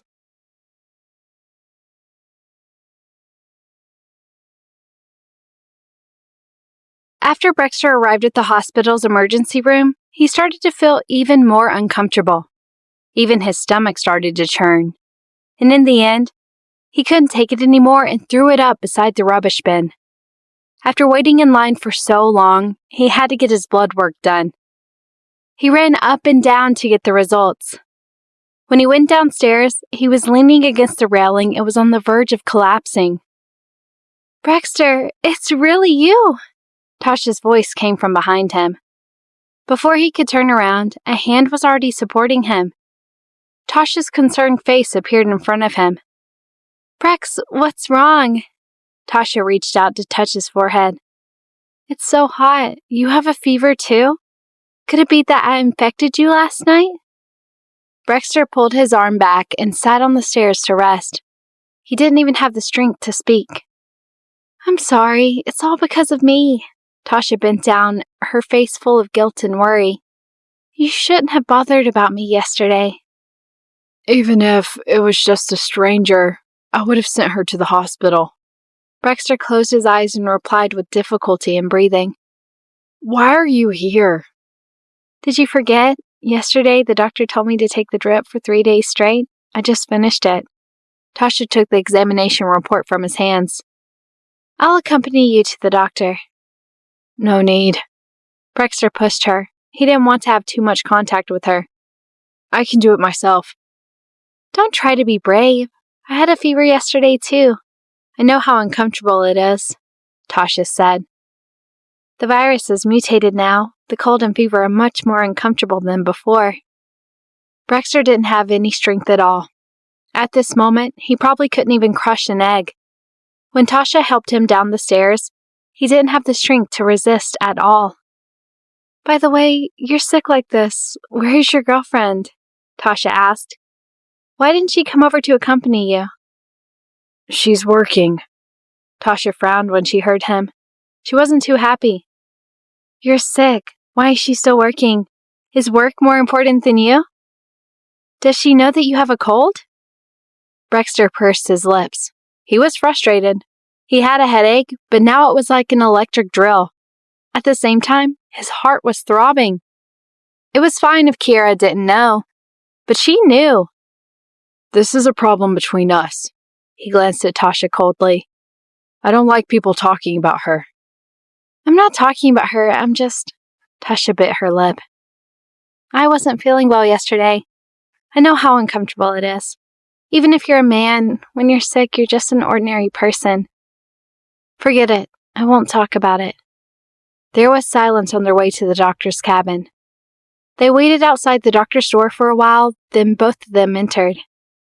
After the doctor prescribed the medicine, Tasha snatched Brexter's prescription. Sit down. I'll go get the medicine. Brexter frowned. Just as he opened his mouth, Tasha interrupted him. You helped me yesterday. I'll take it as I'm returning it to you today. Besides, don't try to be brave. I know you can't even walk properly. Brexter closed his eyes. His body was no longer under his control, so he could only let her be. After Tasha fetched the IV drip, she sent him for the infusion treatment. After the nurse finished inserting the syringe, Brexter lay on the recliner to rest. His eyes closed as he slept. Tasha stood guard at the side for a while, but he didn't notice when she left. He didn't know how much time had passed, but he felt a warm palm on his forehead. The feeling of this palm was very familiar, so familiar that he was in a daze. But soon, he vaguely remembered that there was only Tasha by his side. He immediately raised his hand and removed the hand on his forehead. He opened his dark eyes, and when he saw the person standing beside him clearly, he was stunned, thinking he had gone crazy from the fever. Why are you looking at me like that? You don't even recognize me? Kiera looked at him with a complicated feeling. There was a traffic jam on the way there, and when she arrived at the hospital, she guessed that he might need an IV drip, so she directly looked for him and did not want to contact him. She didn't expect that she would find him. Usually, he looked strong and healthy. Now his face was as pale as wax paper. His lips were dry and his eyes were vacant. This was the first time she had seen him so weak. It would be a lie to say that she didn't feel sorry for him, but she wanted to scold him for what he deserved. She stared at him without blinking, her beautiful brows furrowing uncontrollably. Brexter was in a daze for a moment. Then he quickly used all his strength to sit up. Kiera, why are you here? Didn't you say that you wanted me to come to the hospital for treatment? Kiera glanced at him. There wasn't even a bottle of mineral water. She didn't know whether to sympathize with him or feel sorry for him more. Don't you have to work? Brexter heard her and smiled, his dark eyes shining brightly. You're not busy anymore? Kiera frowned and didn't say anything. Brexter reached out to pull her towards him. He smiled with his pale face. Work is more important than me, right? Kiera glanced at his hand that was grabbing hers and pulled it back gently. Have you eaten dinner? Are you thirsty? Are you hungry? She asked a few questions in a row. This made Brexter's smile brighten. I haven't eaten. I'm thirsty and hungry. Then I'll go and buy some for you.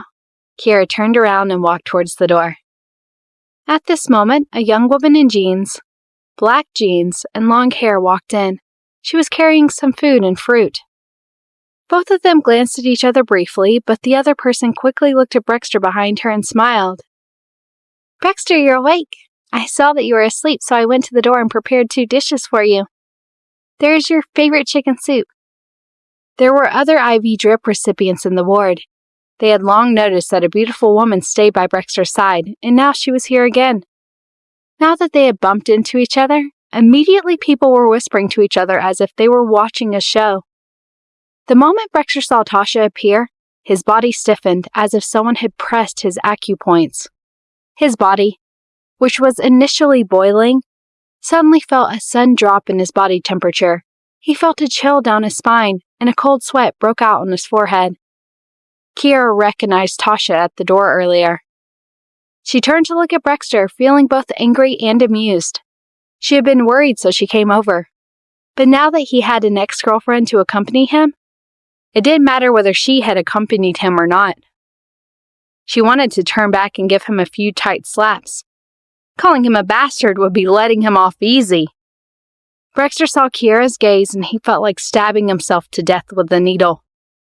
Kiera, don't misunderstand. I accidentally bumped into her when I first came to the hospital. She caught a cold too. Tasha turned to look at Kiera. This was the first time she had seen Kiera. Kiera did not have a habit of posting her photo on social media.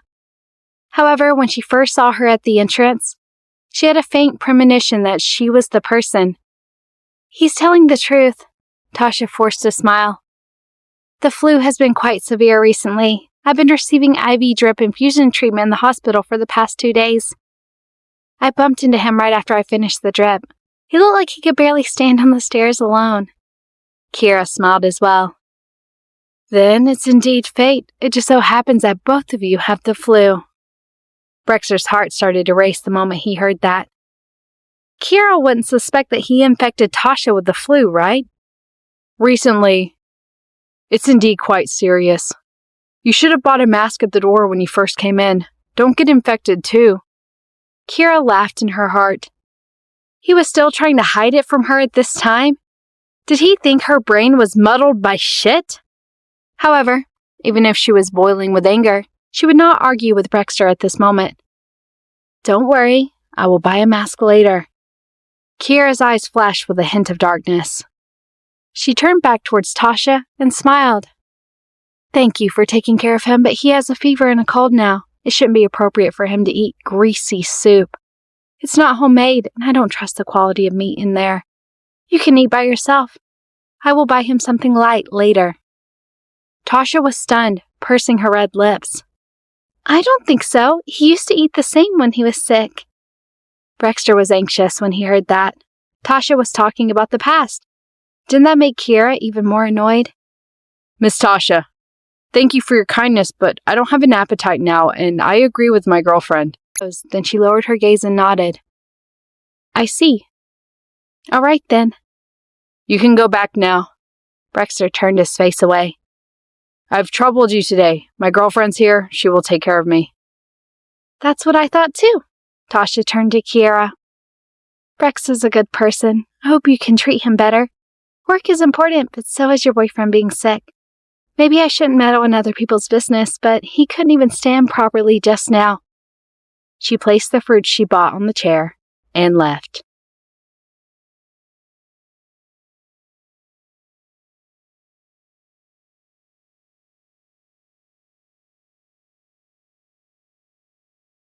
We see the dreams in your eyes. We'll be the voice of your passion. And we will make them our mission. The roads that you take are the ones that we will ride. The paths that you make are the ones we will light. in this journey together. One thing holds true, we're trying back and we are focused on you. What we love, we focus on. For 105 years, that's the value we've kept and will always keep. We're CBC and we are focused on you.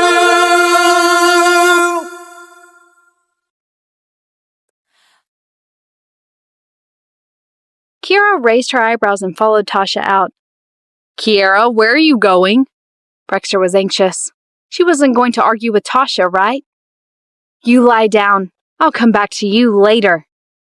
Kiera walked out of the ward and called out to the back. Miss Tasha, please wait. Tasha turned around and saw her frowning. Anything else?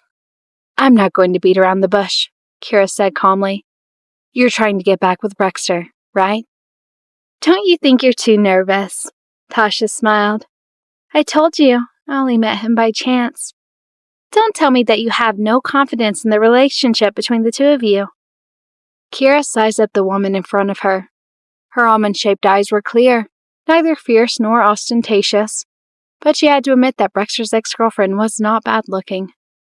It's not that I don't have confidence, but if Brexter is a freshly baked delicious cake, then you're just a fly hovering around the cake. Do you understand? Tasha was furious when she heard that, flames spewing out of her eyes. Don't go too far. I don't hold any grudges with you. Even if I didn't meet Brexter today, if it was anyone else I knew, I would have helped. Do you think it's interesting to pretend that you're always the victim? Kiera's lips curled into a cold smile. When Brexter couldn't help your parents, you kicked him aside and you ran into another man's embrace. When the other man saved your parents, and then you started to reminisce about your past love.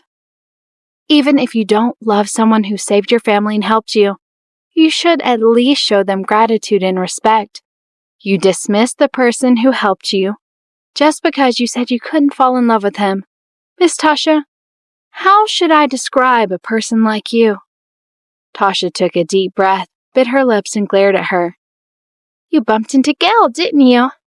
You don't know about anything. You're not the person involved, and you're not me.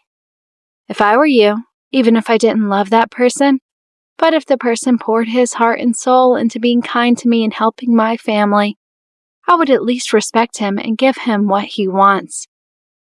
Only then would I leave without feeling guilty. Kiera smirked. After you used him, you said that you couldn't fall in love with him. Why didn't you say that before? When you were with your boyfriend, you took your ex-boyfriend's things and thought of him? If you were to say that you let go of Brexter, I wouldn't believe it. Kiera continued to mock her. Tasha was so angry that tears burst out of her eyes. If you weren't there, you wouldn't understand how others feel. You don't even understand how painful it was for me to leave Brex. But I had no choice. I had to save my family. Do you understand what it's like to be a child of somebody else? Do you understand what it's like to be with someone you don't love, but to force yourself to accept that person? You're just saying that it's easy. That's right, I can't let go of Brex, but I know he won't be able to return to be with me. He has you now, so why are you being so aggressive? Kiera snickered. This woman was something. She made it like she was deliberately bullying her. If you let go, then don't appear in front of him. You know best whether you met him on purpose or by accident. I don't know why you're so nervous. Are you not confident in your relationship, or are you not confident in Brex? Tasha smiled sadly. I just think you're making my eyes sore, Kiera said coldly. I'm sorry, it's not up to you to decide where I am, and Rosewood City isn't yours, Tasha said angrily and left. Kiera turned around and walked to the door of the ward. She saw Brexter leaning against the door, one arm holding the medicine. He looked at her for a few seconds before saying softly, "Kiera, I think you went a little too far just now. You don't have to be so nervous. She's just an insignificant person to me. It was a coincidence that we met at the hospital." Kiera was not surprised that he was standing there. Either he was curious about what the two women had said, or he was worried that she would bully Tasha. "It's not easy for you." Kiera crossed her arms and leaned against the doorsill, smiling as she said, "You're still worried about your ex-girlfriend even though you have a high fever." "I'm not worried about her," Brexter said while catching his breath. "Don't say you're worried about me," Kiera said with a smile. "Don't you know who I am? I've never suffered a loss before." Brexter opened his mouth and fell silent. Indeed, she was such a person and knew how to protect herself. "I don't think it's necessary. There's really no need." "Since you've said so much that's true, let's talk about the lies," Kiera said indifferently. "I'm more curious about the lies you've told me." Brexter stared at her. "Kiera, I've never betrayed you. Not my body, not my heart, I swear." "You don't want to tell me?" Kiera frowned, disappointed.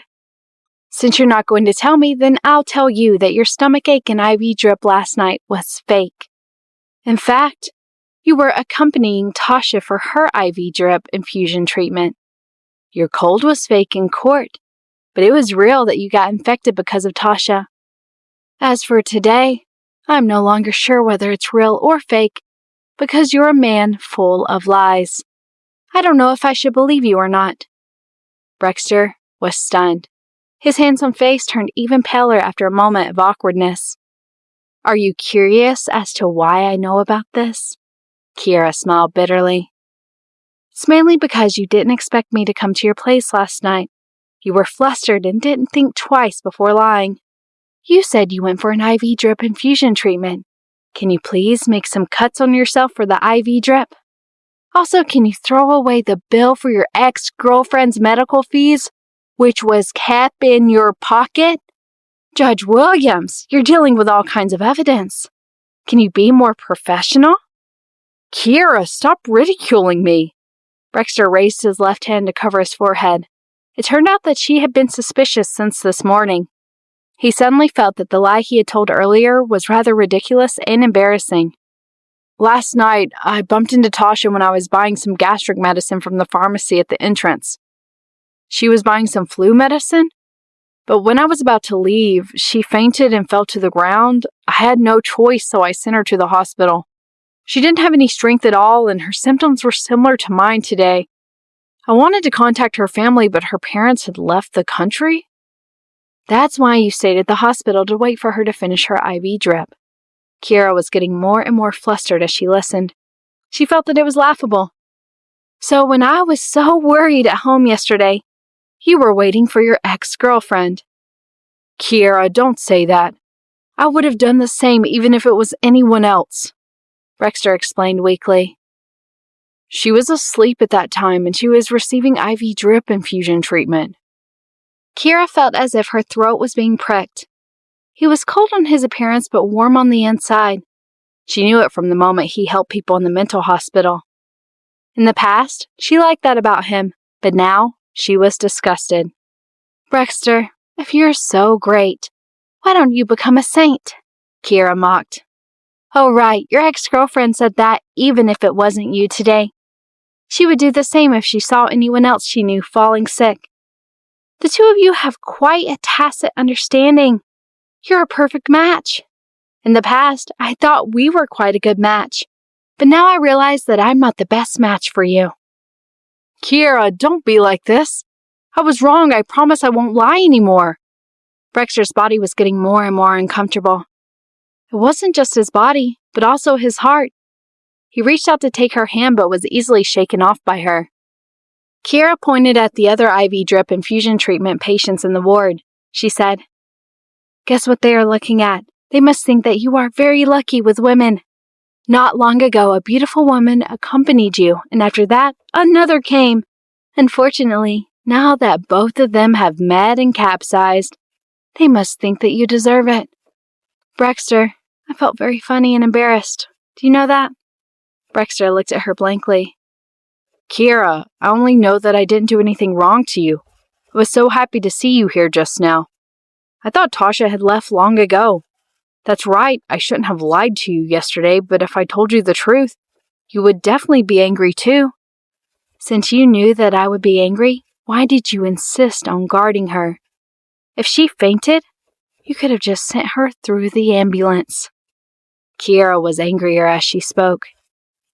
The whole country is so big. Every day, there would be people fainting on the road and being sent to the hospital. Every day, there would be people in the hospital alone without anyone to take care of them, and they wouldn't die. There are so many nurses in the hospital who only know how to stay in their offices and play with their phones. When she wakes up from the pain, she would ring the bell. Why do you need to care so much about her? Who are you? Brexter felt a headache coming on.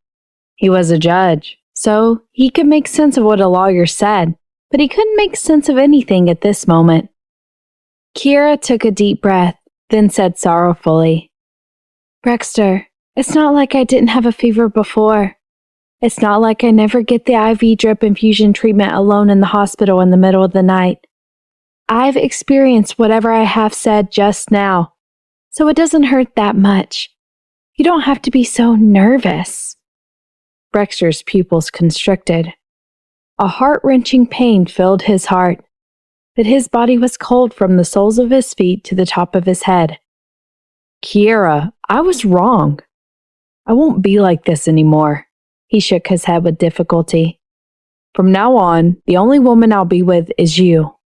Stop it. Kiera felt even more helpless after scolding him. She wanted to cry, but she didn't want to shed a single tear in front of him.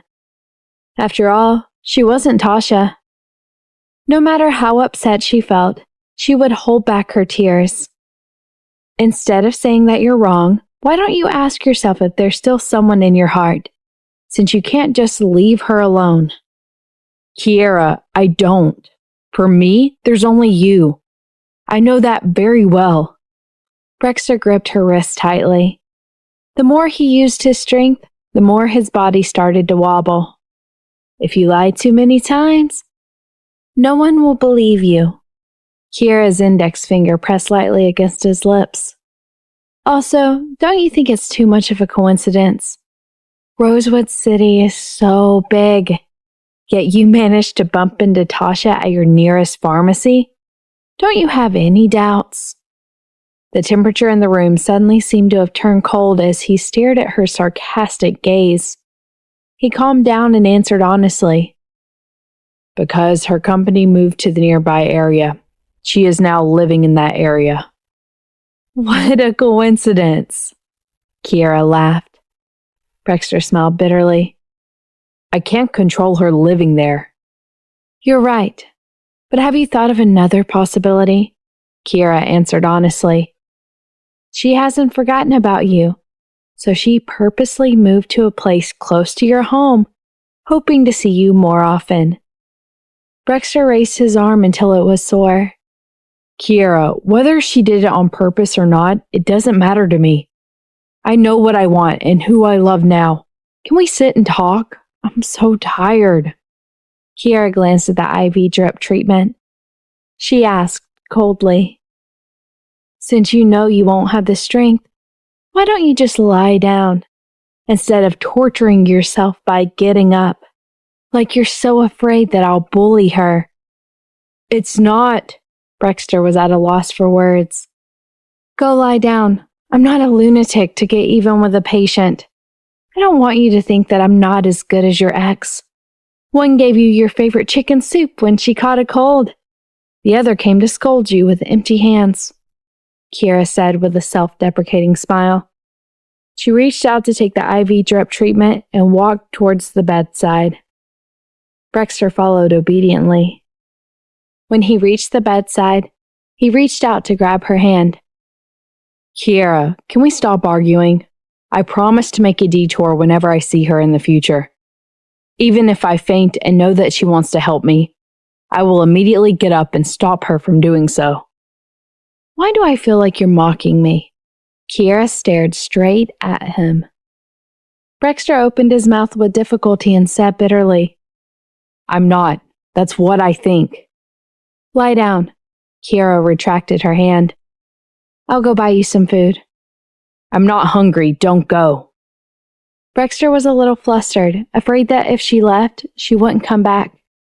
"You're not hungry, but I'm hungry," Kiera said before turning around and leaving. After leaving, she leaned against the wall and calmed down for a few minutes, feeling extremely uncomfortable. She and Tasha seemed to have won the argument, but only she knew that she had lost because Brexter's "I think it's too much" had caused her to lose completely. Brexter laid down for more than 20 minutes in frustration before he saw her return. "Have you eaten?" "Yes." Kiera passed him the lunchbox. "I bought chicken wings for you. It's time for some nourishment." Brexter wanted to die at the sight of chicken wings. He swore that he would never eat them again. "I don't like them anymore, and you just said that it's not good to eat fatty foods when you have a cold." Kiera looked at him and smiled gently. "You're suitable to eat these wings because you're a chicken head. Do you know what that means? Simply put, men are all bad." She placed the lunchbox on the side. "Eat by yourself. I'm leaving first." Brexter was stunned, but when he heard her last sentence, he became anxious. "Kiera, don't go. I'm still very ill." "It's none of my business if you're ill. I'm not the one who infected you." Kiera's chest was filled with anger. If she stayed any longer, she was afraid that she would flip over his bed and go up to give him a few more kicks. "You reap what you sow. You deserve it." Brexter knew that she was still angry, so he forced himself to nod. "Yes, I deserve it. Can you not leave? Right now, I really need you." "Of course you need me," Kiera said with a smile. "Without me, what if you fall asleep and no one rings the bell for you after the drip is done? Without me, your body won't recover after the drip and you'll feel weak all over. What if you can't even stand properly on the way home?" "That's not what I meant." Brexter knew that she was mocking him for accompanying Tasha last night. "I really won't accompany you," Kiera sneered. "Why did your ex-girlfriend infect you and make me stay here?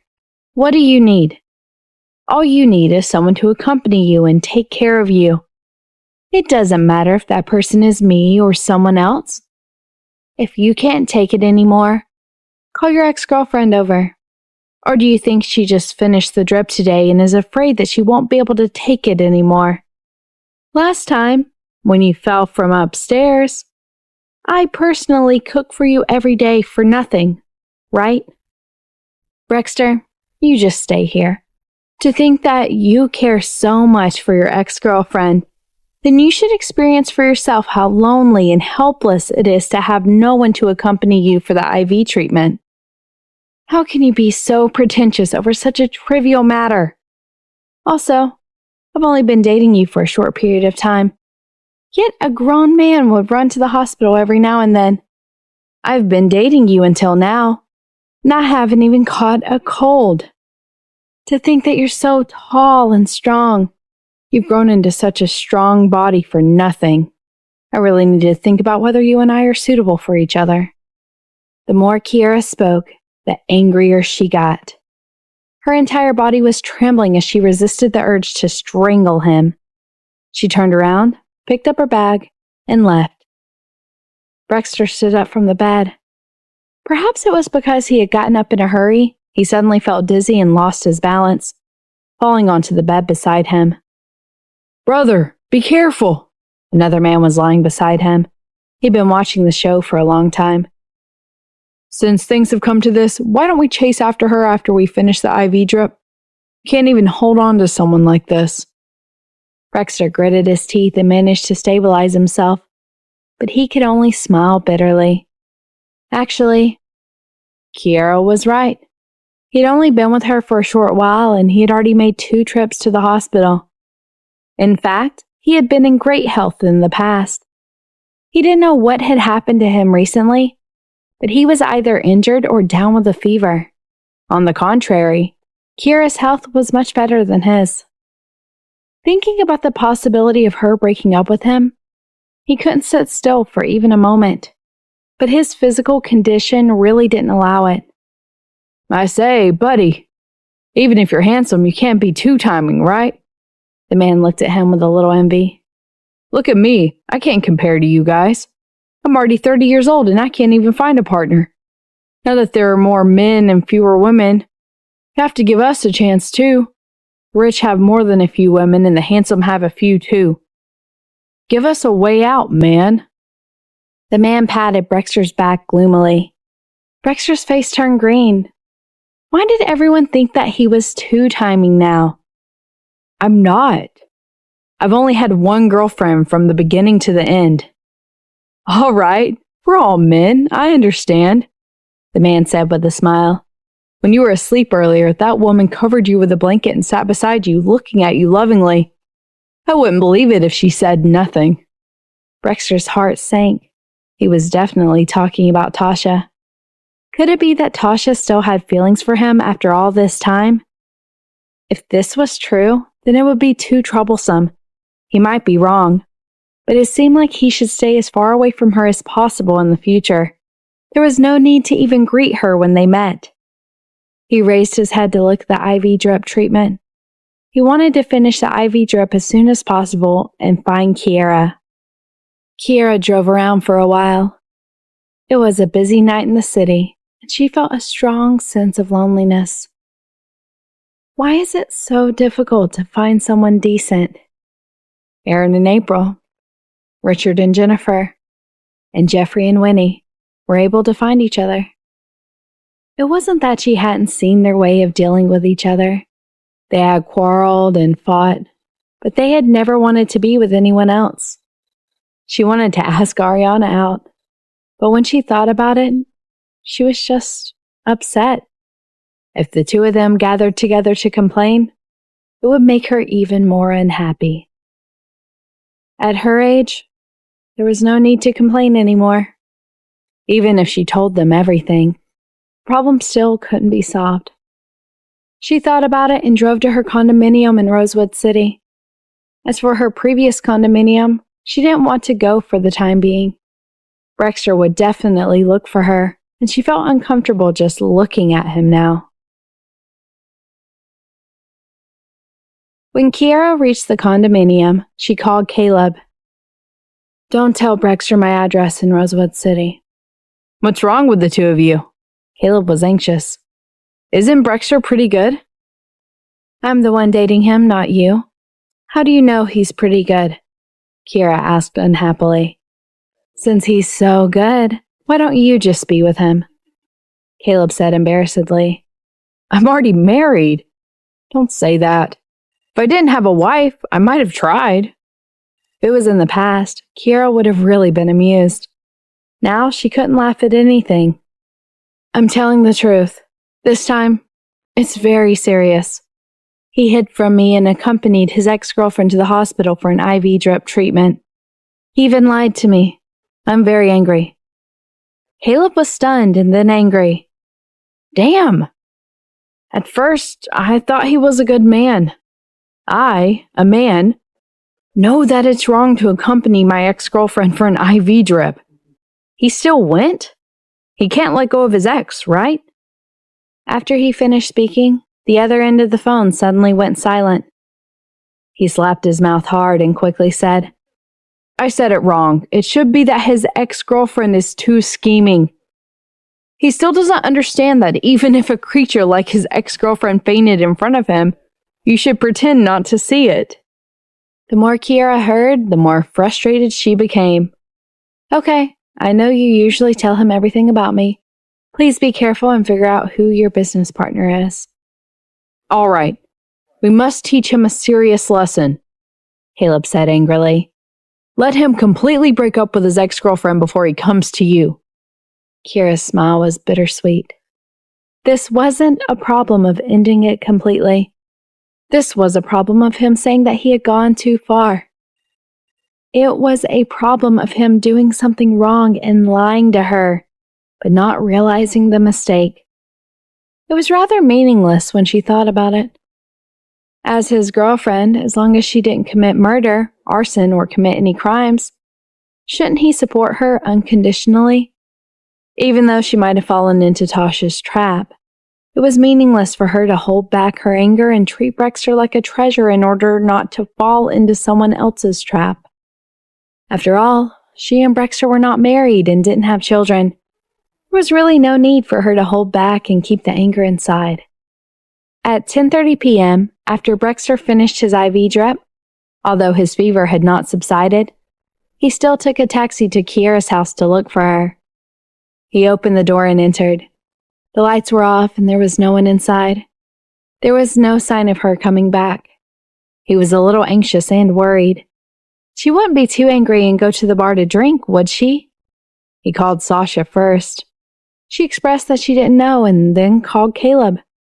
Caleb answered in a strange tone. Chief Judge Williams, you're her boyfriend. You don't even know? I'm just her colleague. How would I know? Brexter rubbed the space between his brows. Caleb, tell me the truth. Did Kiera say something to you? Where is she now? She is a woman and she is not back yet. I'm quite worried. Caleb was a little annoyed. Although Brexter gave him good business and in his heart he respected him, they were not his good friends after all. He and Kiera had gone through all sorts of ups and downs in their law firm. No one could compare to them. Chief Judge Williams, don't worry. Kiera is not your ex-girlfriend and is not that fragile. She's already a few decades old. She will take good care of herself and will not risk her life for a relationship. We're all adults and know how to protect ourselves. Your worries are unnecessary. Where is she? Brexter noticed something and his tone turned heavy. Tell me. What's the use of telling you? Caleb said. She doesn't want to see you at all, Chief Judge Williams. I think it'll be better if you two calm down. To be honest, I don't understand why you accompanied your ex-girlfriend to IV treatment. If you can't let go, don't pester Kiera. She's only human after all. Put yourself in her shoes. If Kiera accompanied her ex-boyfriend to the IV treatment, you wouldn't be able to take it, let alone another man. It would be as disgusting as eating a fly. Brexter clenched his fist tightly. His heart felt like it had been punched by someone. So now, Kiera looked at him like he was a fly. She said she needed to think about it. Did she want to leave him? He was anxious. His whole body felt like it was being roasted in a fire. Caleb, I love her very much. Other than her, my heart has no space to contain anyone else. Regarding my ex-girlfriend, I was wrong. I've realized it now, but it hasn't been easy for Kiera and me to get to where we are today. I just want to ask you to tell me where she is. This was the first time Brexter had spoken to Caleb in a soft tone. He sighed. Kiera has told me a long time ago, and I have promised her. Chief Judge Williams, I respect you, admire you, and look up to you. But that is all. I will always know who is more important between you and Kiera. Although I often tell you some things about Kiera, those are always based on the fact that Kiera wants to get in touch with you. As a friend of hers, I can do this. Why can't a boyfriend like you understand? Caleb hung up the phone. Brexter was lying on the sofa, alone. The sofa was still filled with Kiera's faint scent. It was so close, but at this moment, it seemed so far away. He couldn't understand. He didn't have any thoughts of being together with Tasha. He knew clearly who he loved. Why did he push Kiera so far away? He felt like he had never failed before. He could do it all over again. He would have sent Tasha to the hospital that night and left. Kiera was right. In fact, it was not a big deal for her to receive IV drip treatment alone at night. The medical staff were all fine. He was just overthinking. The next day, Kiera went straight to Xavier's new company in Rosewood City. She then went home and did not go to the law firm. Sasha called, a little worried. Lawyer Cal, what's going on between you and Chief Judge Williams? He's been waiting for you since noon, and he even brought you flowers and gifts." Kiera scoffed. Did he think that she would forgive him every time he used that trick? He was too naive. He probably still didn't understand why she was so angry. "Don't worry about him. He only comes during office hours anyway," Kiera said. She wasn't sure if Brexter would stop working even if there was a typhoon. If he didn't apply for a day off, he would only come to find her in the afternoon and evening. This was good too. She was really afraid that she would scold him every time she saw him. She was still upset right now. If she didn't calm down, it would be better for everyone to cool off first. Brexter had been running around the law firm for a few days. He didn't even see Kiera's figure. However, he knew that the most important thing for him now was to recover from his cold, so he would still go to the hospital for IV drip treatments. His unhealthy body was on the verge of collapse in front of Kiera, and her impression of him would be even worse. He was afraid that he would run into Tasha in the hospital, so he even changed the hospital this time. On the 5th day, he finally applied for leave and went straight to Aaron's company. Aaron, who had just finished a meeting with the higher-ups, was surprised to see him. "What brings you here? Aren't you in a relationship? Why did you ruin yourself like this?" Brexter frowned. If he had a choice, he wouldn't have come to find Aaron. However, the people from Kiera's law firm kept their mouths shut. "I had a fight with Kiera. She doesn't even go back to her apartment. You must know where she has a house elsewhere. I know her well. She's unlikely to stay in a hotel." "So serious?" Aaron raised his eyebrows. Richard leaned over and said, "Kiera isn't an unreasonable person. What did you do to make her so angry?" Brexter opened his mouth and explained everything that happened. Then he said with difficulty, "I really didn't expect it to be so serious." Hearing that, Richard became angry and asked, "How is it not serious? You usually look like a smart person. How could you do such a thing?" Aaron also glanced at Brexter's cold eyes. "Aren't you cold-blooded and heartless? Are you still the Brexter I know? You're so brave now. You're not the Brexter I know. I still prefer to admire the old you." Richard scolded. "What kind of scum is that ex-girlfriend of yours? She abandoned you after getting engaged to you and everyone's laughing at you? Why don't you keep your distance from her? If I were you, I would drag her to a deserted place and let her die." "I'm a judge. I can't do that." After a long while, Brexter had no choice but to interrupt the two of them. "What's wrong with the judge? So the judge can be stupid?" Richard was very displeased. He had told Kiera not to date Brexter. It would be great to be with the general manager of Splingo, whom he had introduced. Aaron glanced at Brexter. "If I were you, I would call an ambulance when I see my ex-girlfriend pass out in front of me. I would leave after seeing her being carried off and into the ambulance. The hospital won't ignore the life and death of a person just because no one goes to the hospital with them. In fact, you should touch your own heart and ask if there's a small corner of your heart left for your ex-girlfriend. You can tell yourself that you're just doing your duty as a citizen, but is that really the case? Your heart might be a little soft toward your ex-girlfriend. You can be kind, but at that moment, are you fair to your own girlfriend?" Brexter was taken aback. Was his heart soft towards Tasha? Thinking about it carefully, yes. When Tasha mentioned that she had been hospitalized with stomach pains, his heart softened. He thought that staying with her for the IV treatment wasn't a big deal. Richard gave Aaron a thumbs up and said, "Dude, I've realized that you've become more and more powerful since you got married. You're almost an expert in relationships."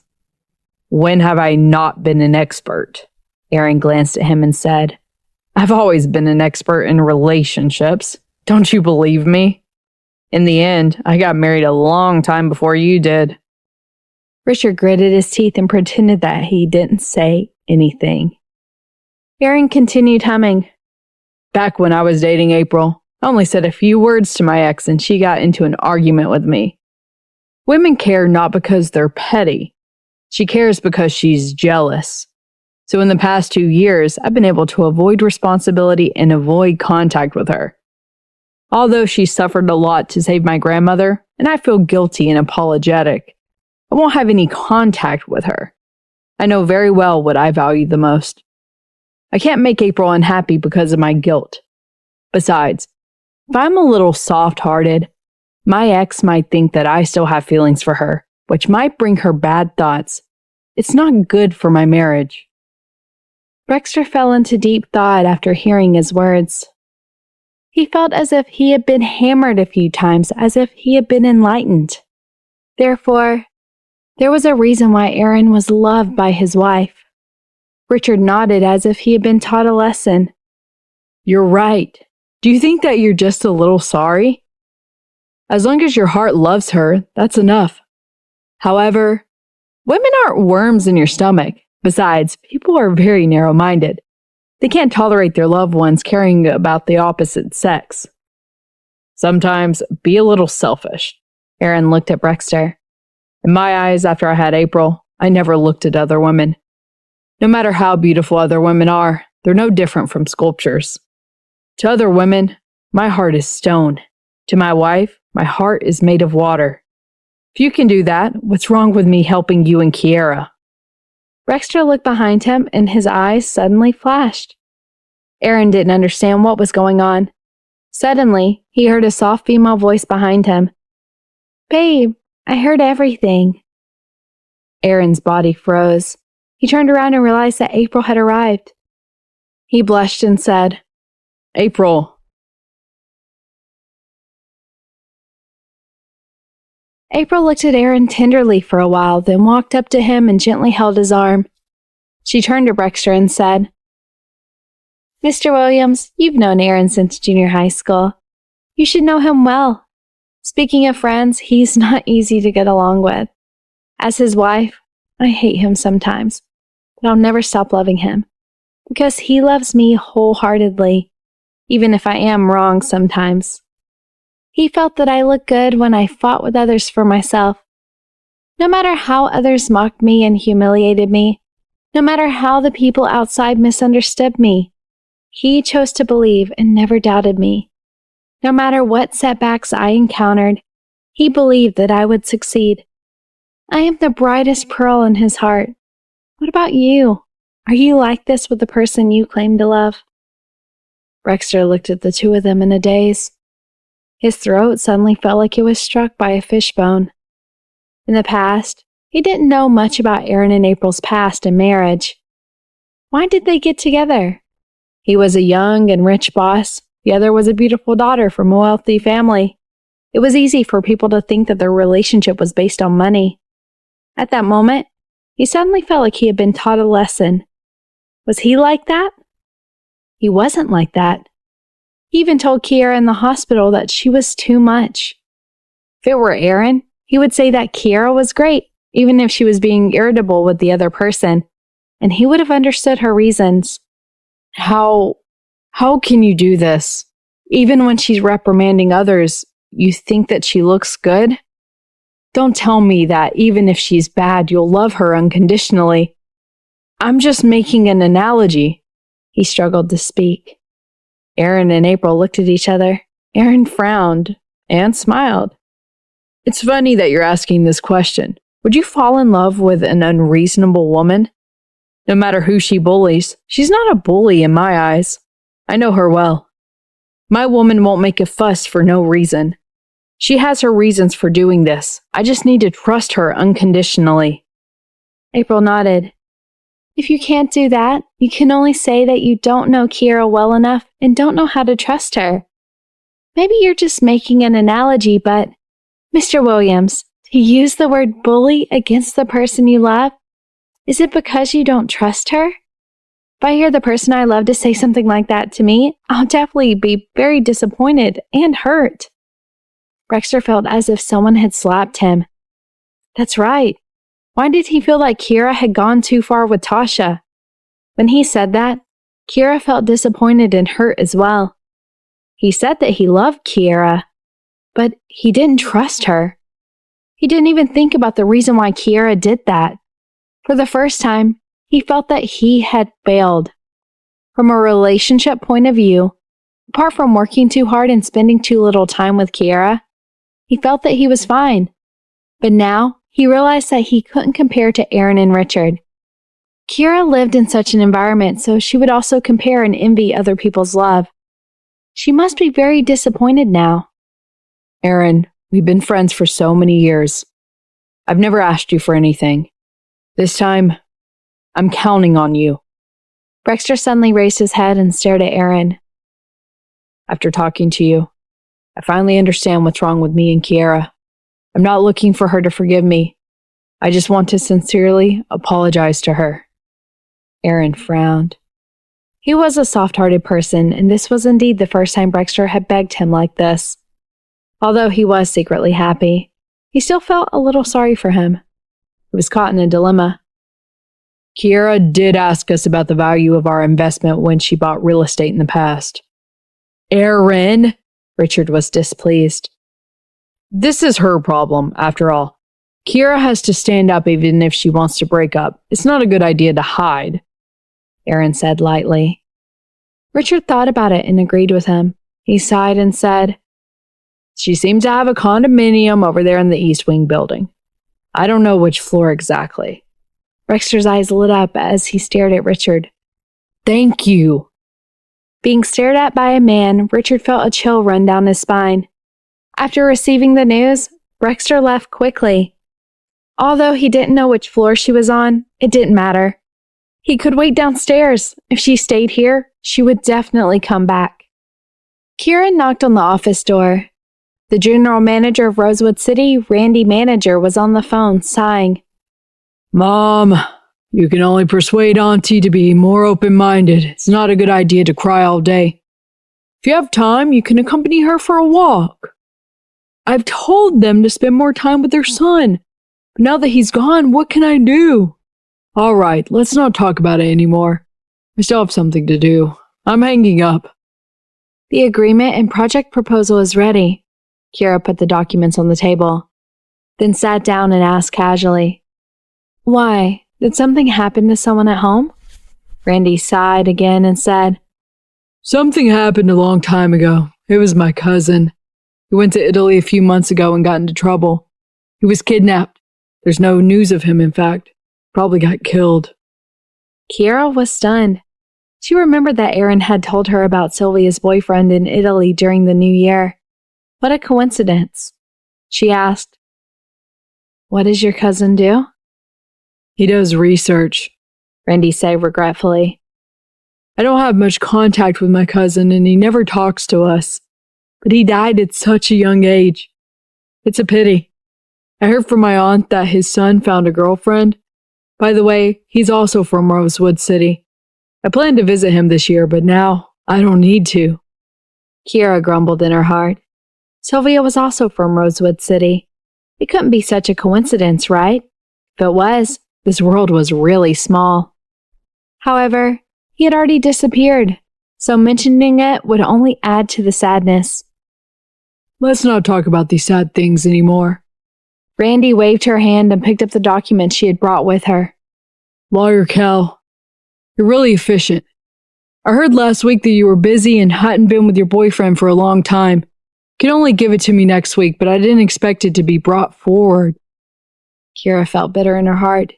She had already quarreled with Brexter, so she could only focus on her work. Yeah, I didn't expect myself to be so efficient. She smiled sheepishly. Lawyer Cal, I quite like you, Randy said with a smile. It's a pity that you have a boyfriend. Otherwise, I might have set you up with my cousin. The cousin he was talking about was Xavier. Before Kiara could speak, clear laughter suddenly came from behind. Kiara and I have known each other for a long time. I don't need you to set me up. Kiara was stunned. She turned around and saw Xavier stately walking in wearing a dark brown windbreaker. The smile on his face was elegant and charming. What brings you here? Randy smiled faintly. The spring breeze of reform and opening up. Xavier pulled out a chair and sat across from Randy in a carefree manner. I've been listening to your report on the progress here. but it's still not as good as me personally coming over to take a look. If there's anything you're dissatisfied with, please instruct me, boss, Randy said with a smile. Xavier raised his eyebrows. The relaxed look on his handsome face disappeared in an instant and was replaced by a solemn expression. There's a big problem. This is the first time our company has invested in the fresh fish market. The app's page is well set up, it looks high-end and elegant, giving people a comfortable feeling. But the source of the ingredients for seafood, before I came here, I went to a physical shop to have a look. The salmon's color is slightly dark, and the fat line is very light. It's not fresh enough, and the taste is very ordinary. Australian steak. The M12 meat actually has the texture of an M5. Is the red shrimp from Argentina? Is it still from the beginning of the year? The taste is not fresh at all. In fact, many supermarkets in the country really can't meet the 100% standard for seafood. But the problem is that your price doesn't match the taste of the ingredients. The smile on Randy's smile gradually disappeared and was replaced by a stiff expression. No, I've tasted it personally before. Xavier crossed his hands. Where did you taste it? Did you go to the store to defrost the food and taste it personally? Or did someone else bring out the old dishes for you to taste? Randy suddenly fell silent. Kira secretly clicked her tongue as she listened from the side. She could not help but admire Xavier's tongue. She had gone to the fresh meat market before and also felt that the taste was a little lacking, but it was definitely not so good that she could taste the quality of the beef. Xavier stood up and knocked on the table with his fingers. He said to Randy, Actually, even if you can't taste it, it's normal because you don't know seafood. People who really know seafood can taste it in one bite. These days, there are too many places that use inferior products while pretending to advertise that they are using the best. The group of people who set up the company in Rosewood City were all personally selected by you. I hope that you can develop well here. I've also told you before that what you want to do is the best in the fresh meat market. But what you're doing is no different from the fresh supermarket in Rosewood City now. If you can only do this much, then you'll be able to close up and return home very soon. I'm sorry. Randy looked embarrassed. Xavier patted his shoulder. In the company, you're my subordinate, but at the same time, you're also my older brother. This is the first time you've taken up such a big project, so you'll inevitably have some shortcomings. But this time, the reason why the board of directors asked me to come over is to support you. I hope that you won't disappoint me. Your subordinates should do a good job in thorough investigation. You can take the profits that you should take, but those that you shouldn't take can be said to be looking at the big picture for the sake of the company. You can leave now. All right, I'll go to the store now, Randy said and left in a hurry. Seeing him leave, Xavier shrugged at Kira and said, I think I scared him away. You didn't scare him away. He knows what went wrong and wants to correct it. Kira smiled at him. Now she finally understood that Xavier could be an equal to Aaron. Xavier's eyes were sharp and decisive. After lecturing him, he knew how to be gentle and soften after. She really admired such a person. My older brother isn't smart enough. Xavier leaned against the table and lowered his head to say to her, But I still hope that my family members can earn more money. Kira nodded. In the country, many of the large corporations were passed down from family. Even if they were not, they would support their relatives when they rise up the ranks, but not put in as much effort, so Xavier could not be said to be careless with Randy. I didn't expect you to be so knowledgeable about raw and fresh ingredients. Kira was talking about his comments on raw and fresh ingredients. I'm a picky eater, and I like to cook, Xavier said with a faint smile. Kira raised her eyebrows in surprise and asked, As a millionaire, do you need to cook by yourself? She remembered that Aaron had never liked to cook before. The chef always cooked by herself. Of course, he didn't cook because he thought that his cooking skills were too excellent. He was afraid that others would fall in love with his cooking skills. She was speechless. Who am I? Xavier didn't think much of it. Who am I? Apart from having more money and being busier, I still need 3 meals just like you guys. To me, cooking is my me time. I can think about many things, and after I'm done, I can taste my own blood and sweat. It's all enjoyment. Kira nodded in agreement. This was the same as what she thought. Usually, even if she was busy with work, she would still cook pastries at home when she was free. It's almost time for dinner. I'll let you have a good taste of my cooking tonight. Xavier looked at his watch and said, Do you have time to accompany me to the nearby fresh market? There's a kitchen there. Didn't you say that the ingredients there aren't delicious enough? Kira said with a smile. Pick some good ingredients. Xavier shrugged lightly. Whatever you want to eat tonight, you can choose in the fresh supermarket. You don't have to pay. I'll be your chef, but after that, you have to give our supermarket some valuable advice. I'm under a lot of pressure from you saying that. Kira smiled bitterly. What advice can a lawyer like me give? You're a customer, right? Xavier stood up straight. Kira nodded helplessly.